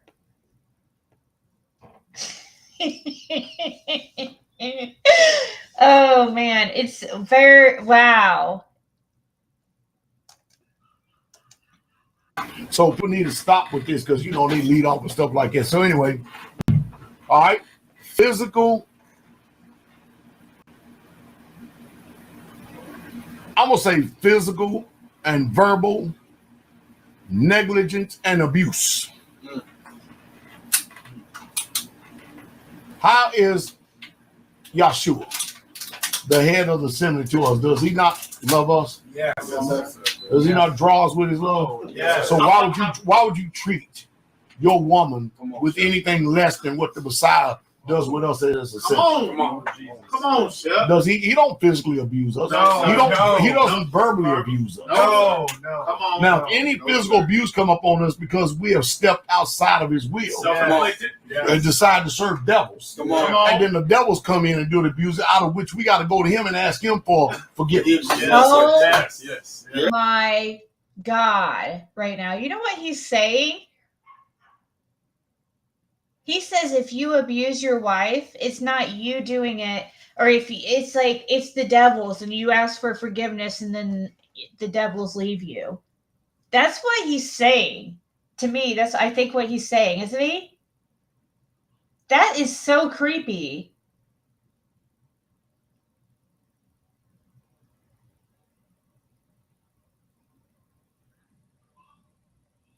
He wore his football jersey.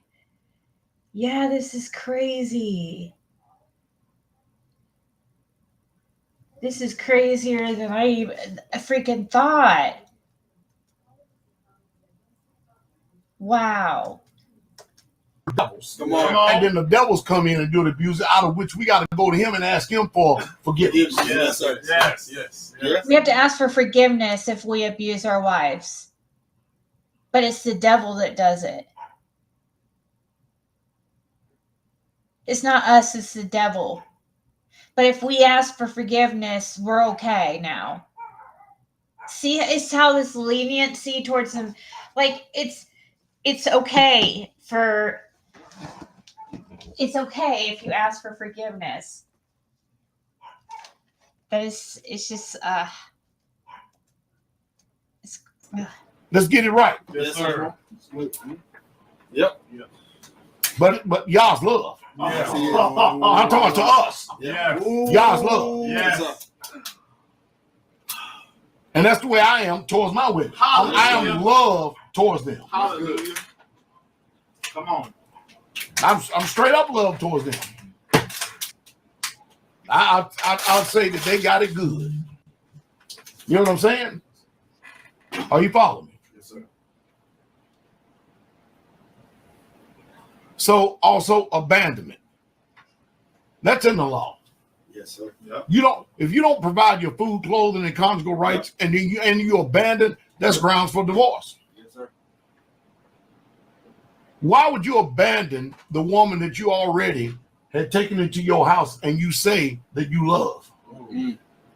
And you're supposed to be the similitude of Jesus. You're supposed to be an ambassador of the kingdom of heaven. You're supposed to represent heaven, right? Come on, sir. I mean, Jesus tells us that I will never leave you, Yes. nor forsake you. And I'll be with you always, even until the end of the world. But you're going to abandon, you're going to forsake, you're going to just discard and just throw off and rebuff. Yes, Now, please. guess what? Y'all got some judgment for your ass. That's true. Yes. Mm. Come on, Chef. Come on. Y'all hear me, man? Y'all got something for you. Go ahead and abuse a daughter of Zion that fears y'all. Come on. Give her verbal abuse, emotional abuse. Go ahead and see what y'all got for you. Come on. And you know, y'all so wise, he'll let you think that you right. Yes. All the days in your life. And when a breath come out of your body, you stand before him to judgment. And then he gonna sit up there and say, so you tell me what's the problem going on right here. You ain't gotta tell me, I already done made a judgment. Go to hell. Because that's not the way I would have treated the assembly. Hallelujah. Preach. Come on, Chef. Preach. Thank you, y'all. By loving kindness have I drawn you. Man, come on, Chef. Well, look, Come on. oh yeah, I forgot too that they sit there and drink alcohol during their meetings. I forgot about that. They sit there and drink liquor. That's PG in a man's body. His wife left him. Really? This Pastor Dow? Did his wife really leave him? I mean, I'm guessing he has several wives.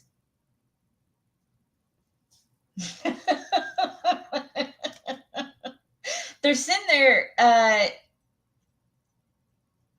Yeah, they drink liquor at their meetings with machine guns behind them and military equipment. Wow. he lets law enforcement is that even that might not even be really his, that might just be a green screen or whatever. Actually, I don't know. But to me, it's kind of like it seems like a threat in a way to law enforcement. I mean, because you got to think how many times the law enforcement's looked into this organization. All day long if I stressed out my hand. Yes. No, yes. Oh. So men, you in some serious trouble. You better get it right. Yes, sir. You had better get it right. Yes, sir. Yah doesn't take too kindly with abuse of women in Israel. Yes, sir. In any way, shape, fashion, or form. Yes, sir. They're not there to be some type of whooping post. Y'all gonna whoop your ass. Hallelujah. Yes. Hallelujah. Yes, sir. Yes, sir. Oh yeah, go ahead. Mm-hmm. Think you all that and you all that in the bag of chips to the king, the authority and stuff, and be a tyrant. Mm. You next on the chopping block.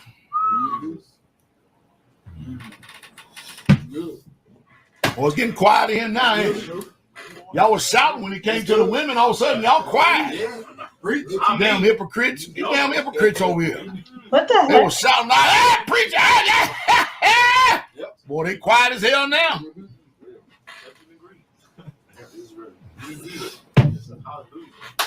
No, it's real talk. Because too many times what we want to do is always want to judge what the women should be, and then we send up here weighed in the balance and inadequate our own damn self. We just assume the place because somebody else is in the place. We assume what he's assumed. And we assume that we're just like him, and so we're basking in the shadow of what's being cast. Acting like that we're that too. Come on. Come on. That's us. Come on. That's us.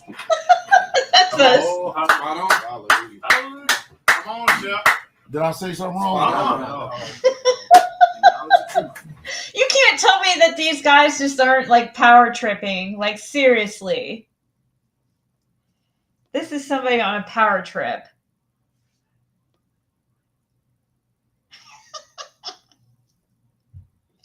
Oh, buddy.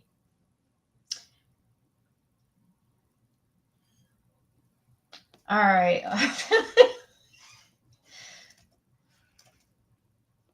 Come on. See, that's the hypocrisy. That's the hypocrisy of men, women. But it ain't your job and your place to put them in their place. Hallelujah. It's your job to learn wisdom.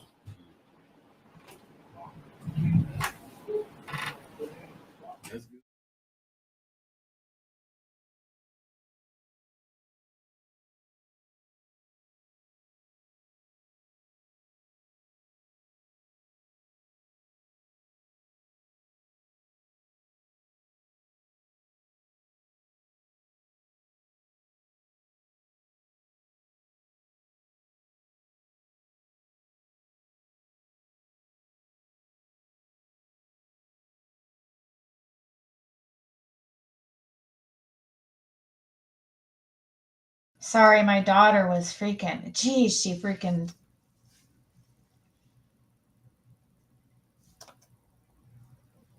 But pastor's like the husband of Straightway Truth Ministry. Oh, look, there they are together in one screen. There's Michael right there on the top. Is that guy? Is that? No, I don't think did we read about a Michael? Maybe not. Okay, but we got Kabir here and Muir on the same screen.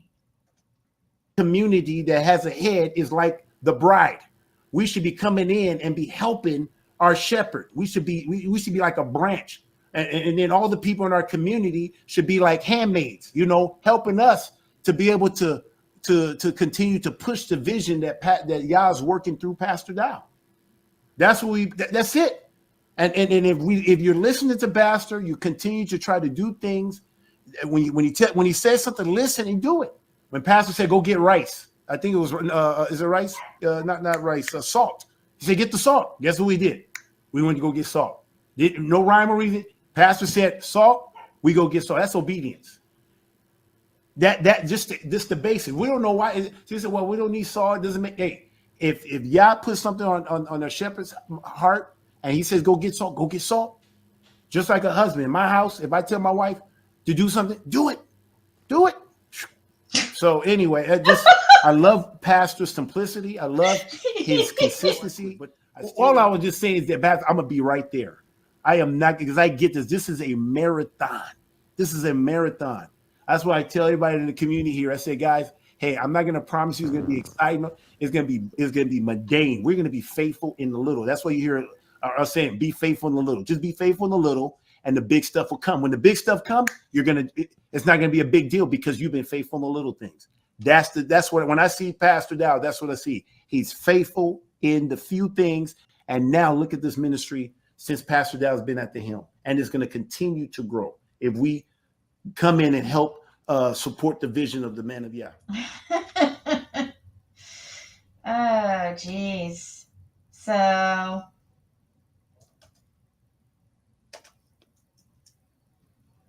it is interesting.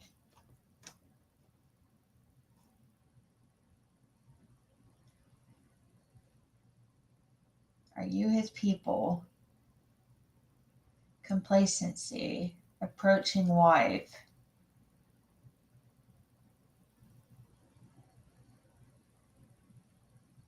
What's this approaching wife? What's that mean? Dow and Kabir. What does approaching wife mean? Is this sexual? Hey, Brother Kabir, I speak to the people and educate them. Oh, you're welcome, y'all. I'm glad to see you here. And thank you for being a member. Question, or I'm gonna word this statement in such a way that I'm gonna try to I don't mean to challenge anyone's integrity at all, but I'm gonna have to dumb this down a little bit in order for people to get it. Anytime someone approaches your wife and she has a headship and she is not educated by the husband to know how to respond and to stay under biblical authority and headship, patriarchal, what basically is anyone else out there who poses themselves or thinks themselves to be any type of an authority, when they tell your wife what to do without the authority of the husband, what in essence is really happening? That's a good question, Pastor. So I was actually talking about that. I said that when anybody talk to you and try to get your consent without you talking to your head, your husband, pretty much they're treating you like a hoe, treating you like a woman of reproach, literally trying to get you to dishonor your husband. You know, in 1 Corinthians 11 says that a woman that has her head uncovered dishonors her head. And so I could just tell you my own personal situation here. So just even with our thing is, it should go both ways. Like these guys want it like one way is the thing. You know, respect is a two-way thing. They want to feel powerful. They want multiple wives. They want to be leaders. They want to feel like they can't. One wife they have to have multiple wives. They have to, not only that, they have to feel like they're above their wives, and also that they're special in some way. Some headscarves. I know, right? I know. If Fred tells me I have to wear headscarves, I guess I mean, Pastor Dow says I have to wear them. But hey, if I tell him to get a Joe Dirt, to do a Joe Dirt, like freaking whatever they're called again, mullet with a perm, like, then he has to do it. I mean, it's a two-way street. But here, Pastor Dow, though, teaches that it would be one way. That I couldn't tell my husband, I like your hair in a Joe Dirt mullet, permed, tight curl.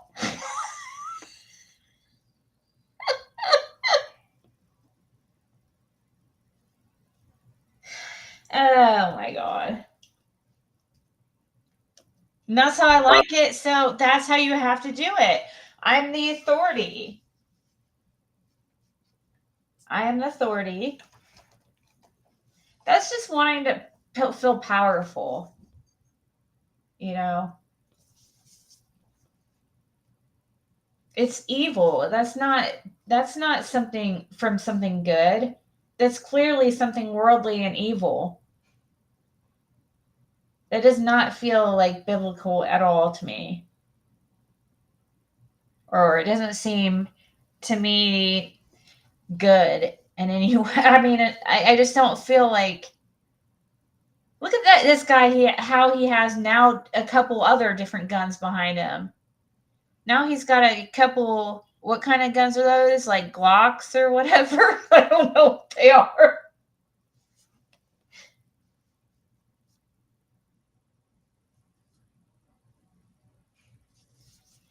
Can't go to sleep listening to this in the background. Bible says women respect your husband. Bible says husband.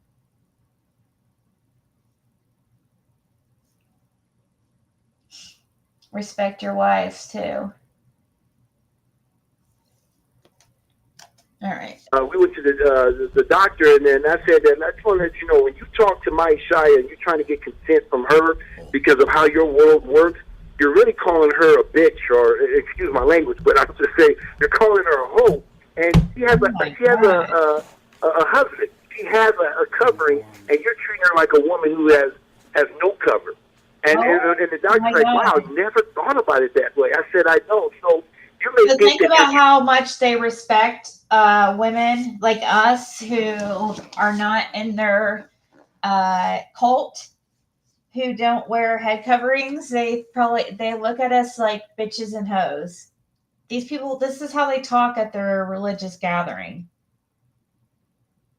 And this is supposed to be good? How can this be good?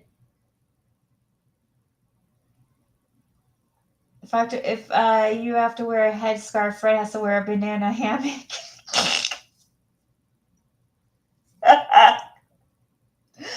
Oh God, no way. That I would never be able to look at him the same ever again.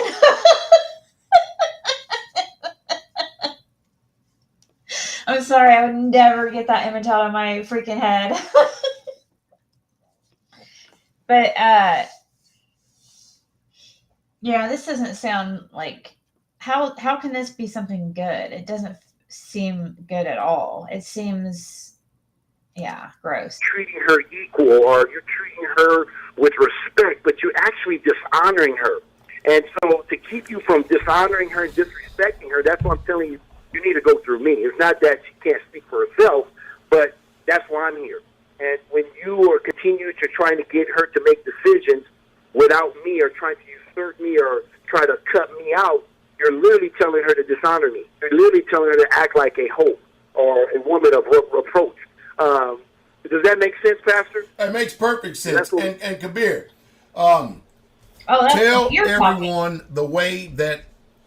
Matter of fact, we're going to speak to the women here. How all the women should literally be offended by how they are being approached to think that someone can toy around with them like that without going to their head. Yeah, hey, a woman should feel totally disrespected when somebody does that, because they're pretty much saying that one, they're disrespecting your man, your husband. Two, they're saying that you're no good, you're not even worthy. I mean, and a woman's status is very important. We don't a woman being shamed or being being an adulteress or being a whoredom. I mean, that's very important that women don't have that type of title or that type of stigma about themselves. And when the world tries to approach them and treat them like the worldly women, they're in essence of treating them like a woman of reproach. We talk about this in Isaiah chapter 4, that there's going to be 7 women coming to one man, right? And so can we just take your name? Yes, so that a woman we can remove this reproach. Exactly. Let's start one of those. Literally treating these women. Let's start one of these, except it's like women's, so it's going to be the opposite, except women.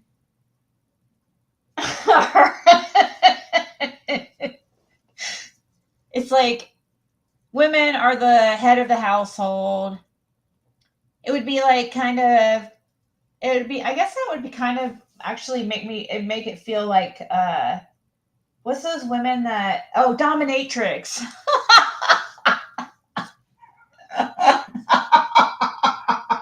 See, they try to act like this stuff isn't sexual. Like, that's not what it all is. And it's not a power thing and a sex thing. They are so full of shit. Like literally, like shameful women, and they want women to be brainwashed to believe this shit. That it's only one-sided, and that it's okay for the husband to talk to people behind your back or about you to other people or whatever, but it's not okay for the woman to, it seems like a very one way. As a bride, and that they should be offended by that. And then too, they're trying to be enticed into dishonoring their head. It's like they try to get us to dishonor our head.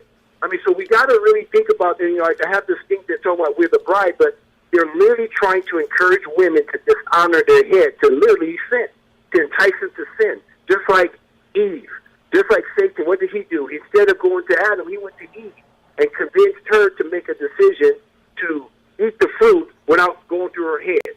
The same thing. It kind of reminds me of this scripture, Pastor, in Isaiah. It's Isaiah chapter 3, verse. Wow. So, I guess that's probably all for the evening, guys, but that is interesting. I know that the community's into Sebastian and other things right now, but this interests me because it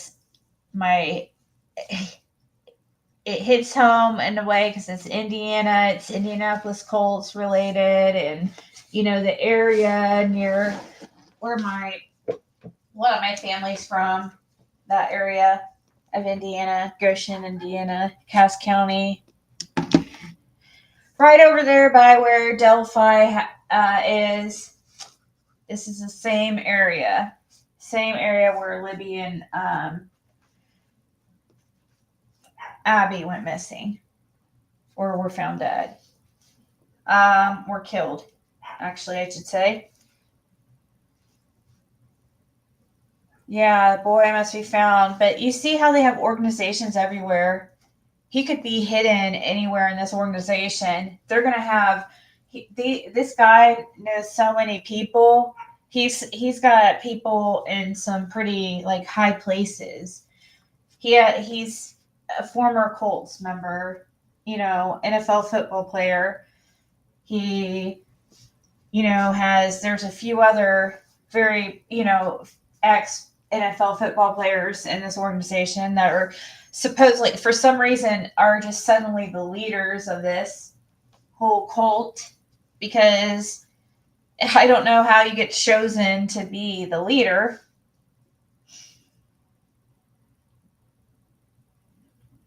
But I guess they say if you become a leader when you've actually walked the walk before. So they claim they've been, they're the wise ones that have been there and done that, and we're to follow them. But so I think we should end it with real quick showing another.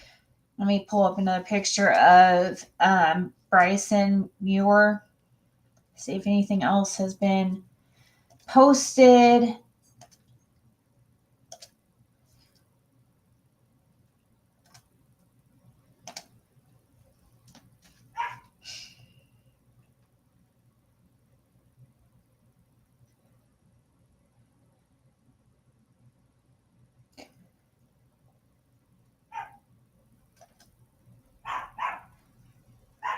What's this?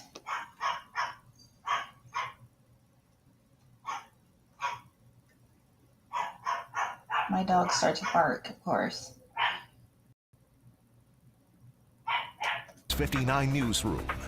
And we continue to follow breaking news at 4:30 now. A turn in the search for the son of a former Colts player. Investigators say Bryson Muir's parents no longer cooperating with their investigation this afternoon. I don't know if this is the same one we were watching earlier or whatever, but he is missing.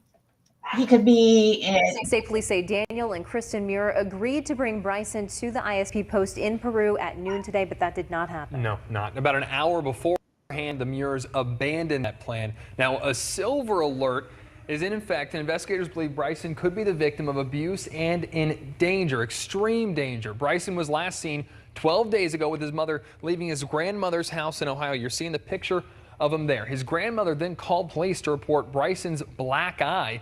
Police pulled the car over within minutes, but Bryson was not inside. Police in Cass County DCS got a hold of the Muirs yesterday, the first time they'd spoken to the couple 11 days after this investigation first started. But now they say the parents are no longer cooperating. We have to consider all the options. There's no door that's closed to the potential possibilities. So at this point, we still don't know where he's at. We thought we were making some progress, and unfortunately today it appears we've taken a couple of steps backwards. Bryson is said to be 6'2" and last seen wearing an orange Under Armour shirt and blue jeans. Anyone with information is asked to call the police. So, yeah, he's missing, and that's his father is a part of that organization, a leader of the organization we were just watching. Are you guys seeing, is my circle on your guys', yep, it is, it's just gray. Why is it gray like that? What the freak?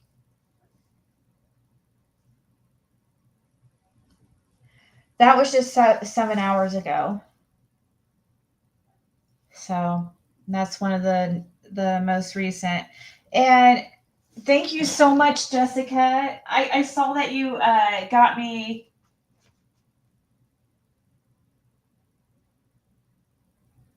Diet Coke. Thank you so much. Yay. It says it's going to be here tomorrow. Well, technically it's, yeah, technically tomorrow, but really it's technically tomorrow because it's after midnight now, but on Sunday. Did you get the sleet on your phone? What's the sleet on my phone? Do I have my head cover on? Rhonda, did you go through my husband? You're supposed to go through my husband.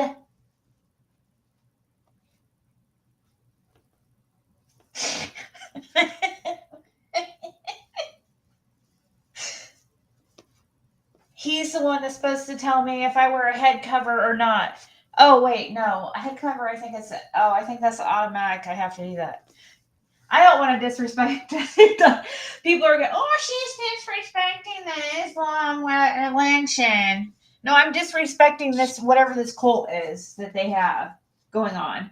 Whatever they have going on here is not a legit religion. No, that's teaching misogyny and freaking to be narcissist.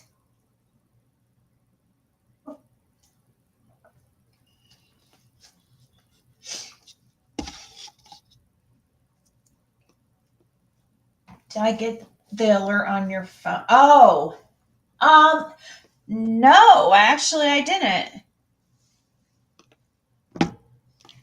I mean, I got notifications because of news stuff from Twitter and stuff, but I didn't get like the alert going off like we did with Sebastian when I was down there in Knoxville. Fred, stay away from pandas at the zoo. Oh, why?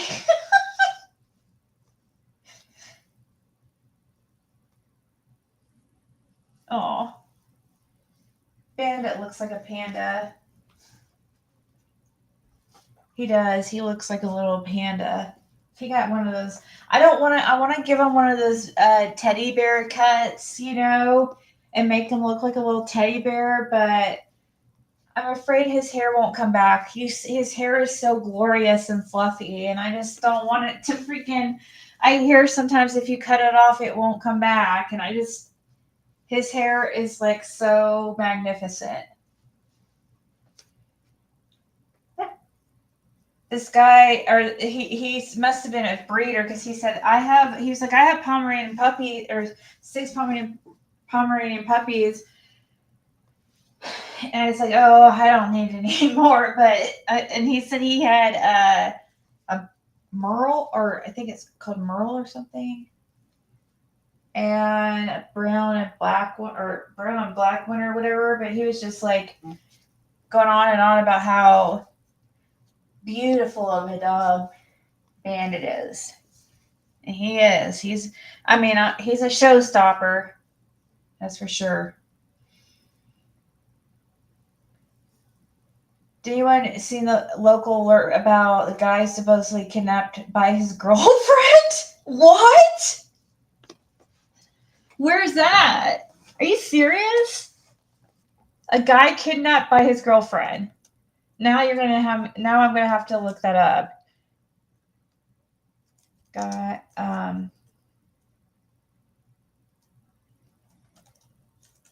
Is it a guy? I'll say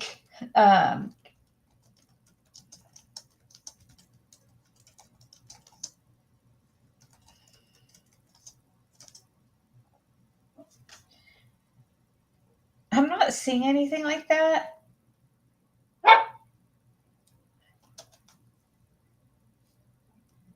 haven't heard. I hope they found them. Oh no, are you serious, Carrie? That's what I'm afraid of. Bandit is so fluffy. He has the best hair ever. I mean, he is just such a fluff ball. Thought they might have spotted him in Sewerville. Who? What's the guy's name?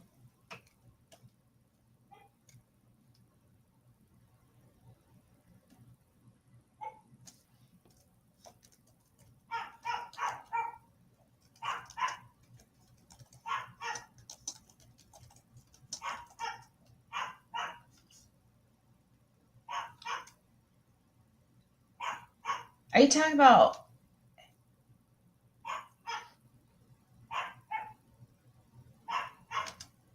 How old was this? Are you talking about this 60-year-old man?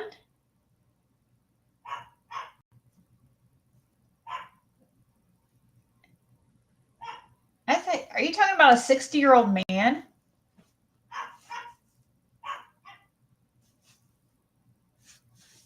I thought you were talking about a young, like, teenager.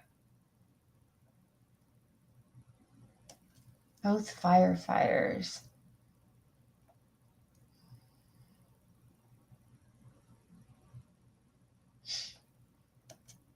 I don't know if I'm looking at the right thing.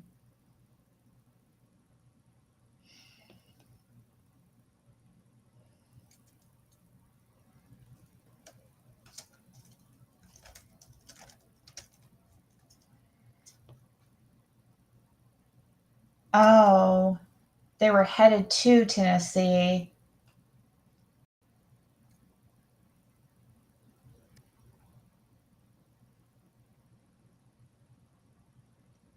Two were reported. Can you guys see what I'm looking at here? No, you can't.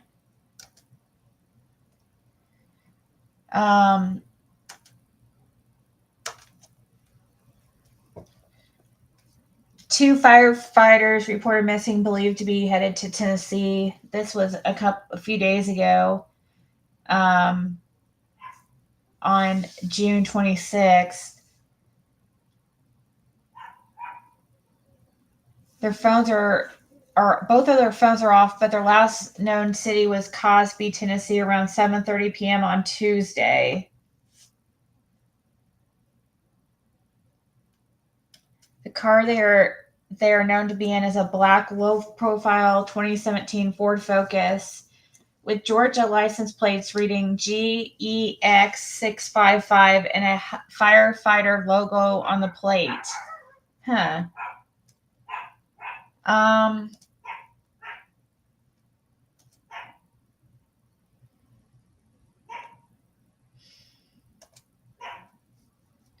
Right here. Report gives more information on missing Georgia firefighters, possibly in East Tennessee.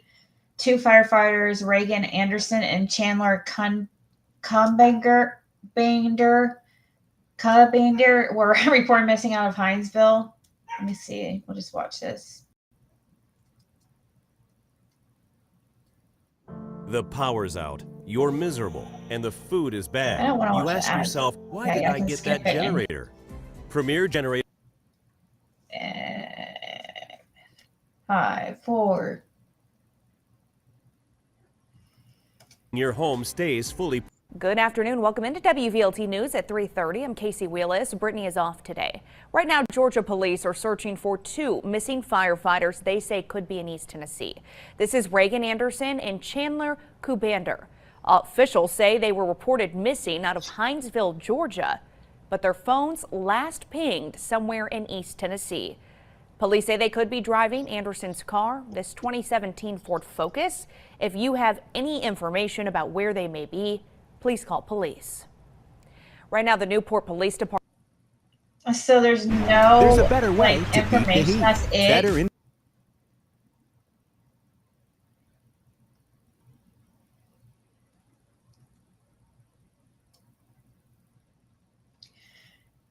The two firefighters, but Reagan Anderson and Chandler Cumbander, were reported missing out of Liberty County, according to WTOC. Anderson was cited in June 22nd police report, where Mrs. Anderson came into an Olive Garden in Polar, where Mr. Chandler Cumbander was on a date. Mrs. Anderson caused a disturbance with Mr. Chandler, and she walked outside and keyed his vehicle. Whoa. Anderson is reportedly Chandler Cumbander's ex-girlfriend. WTOC spoke with Chandler's mother, who said she's worried for her son, trying to keep yourself from going down that rabbit hole and just praying that someone will see them and say something. Jane Cumbander said, all we need and all we want is to find them so they can come home. They could be driving Anderson's car, a black 2017 Ford Focus. A WVLT News spoke with department representatives who said one of their phones pinged in the East Tennessee area.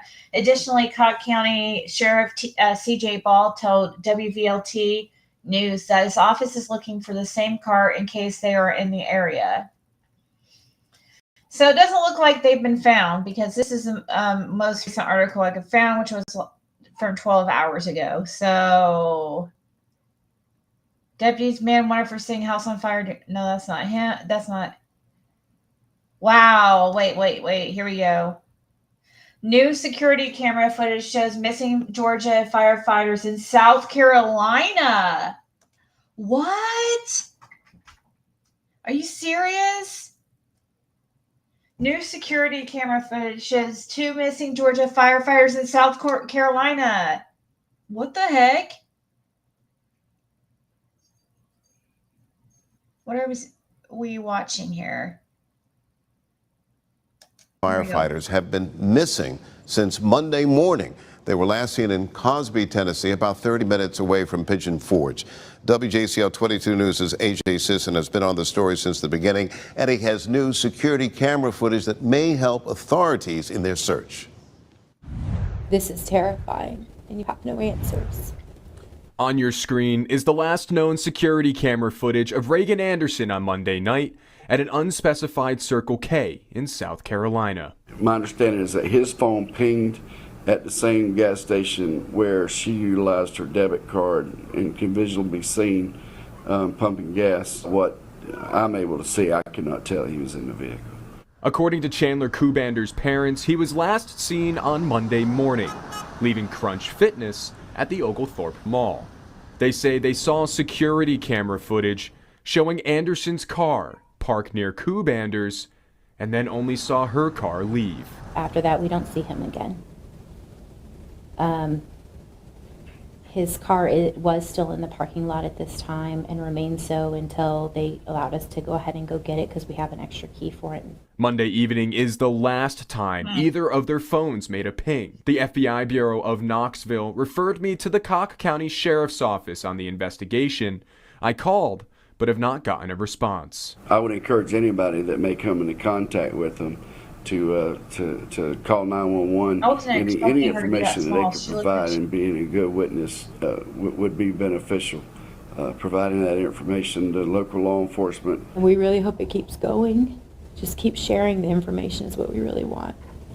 Find him and bring him home. All it takes is one time seeing him for us to find him. So we hope both of them are fine and both of them come whole. So, and then we'll go from there once we get them both back here. As more information is released, we'll update you on air and online at WJC. So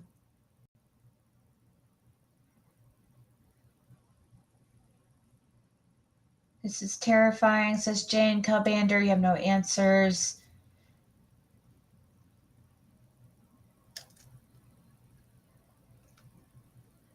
Okay, this is so when was this taken? On Monday afternoon, it says. So this last Monday, today's Saturday.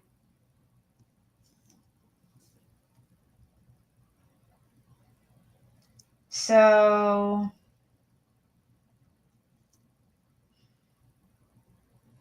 is this after that they were supposedly missing? My understanding is his phone pinged at the same gas station where she lost her debit card and can be seen pumping gas. She lost her debit card. From what I'm able to see, I could not tell if he was in the vehicle. The last time a phone pinged Hinesville police or Cubander's family happened around 7:40 p.m.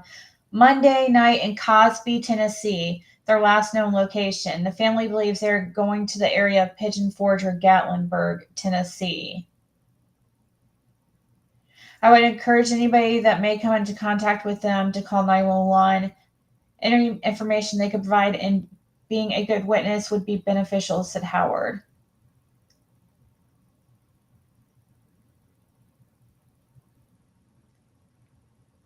We really hope he keeps going. Just keep sharing the information, but we really want to find him and bring him home. All it takes is just one time seeing him for us to find him, said Jane Cubander. We hope both of them are fine. Both of them come home, said Justin Cubander. So So the last time the phone pinged was Monday, 7:40 Monday night in Cosby, Tennessee. So where's that at? Cosby, Tennessee. Let me look.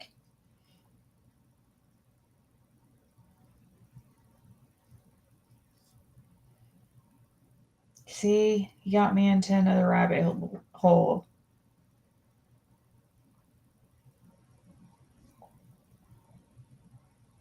Okay, so that's right by right east.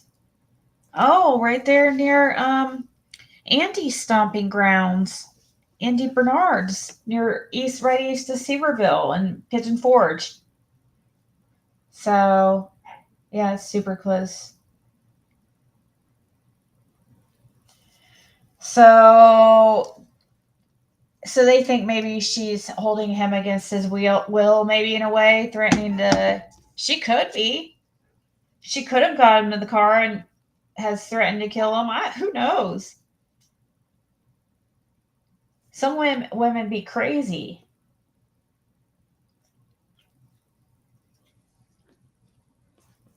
But anyways, guys, I might go. I don't know if I'm going to be going live. I know if I do, I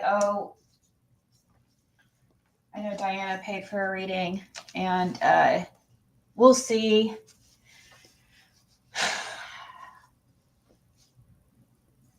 But thank you guys so much for hanging out, and we'll have to kind of keep eye on this case with Bryce and Muir and see what happens. And also there's firefighters, and or maybe I'll do readings on them later. I don't know, but all right, guys.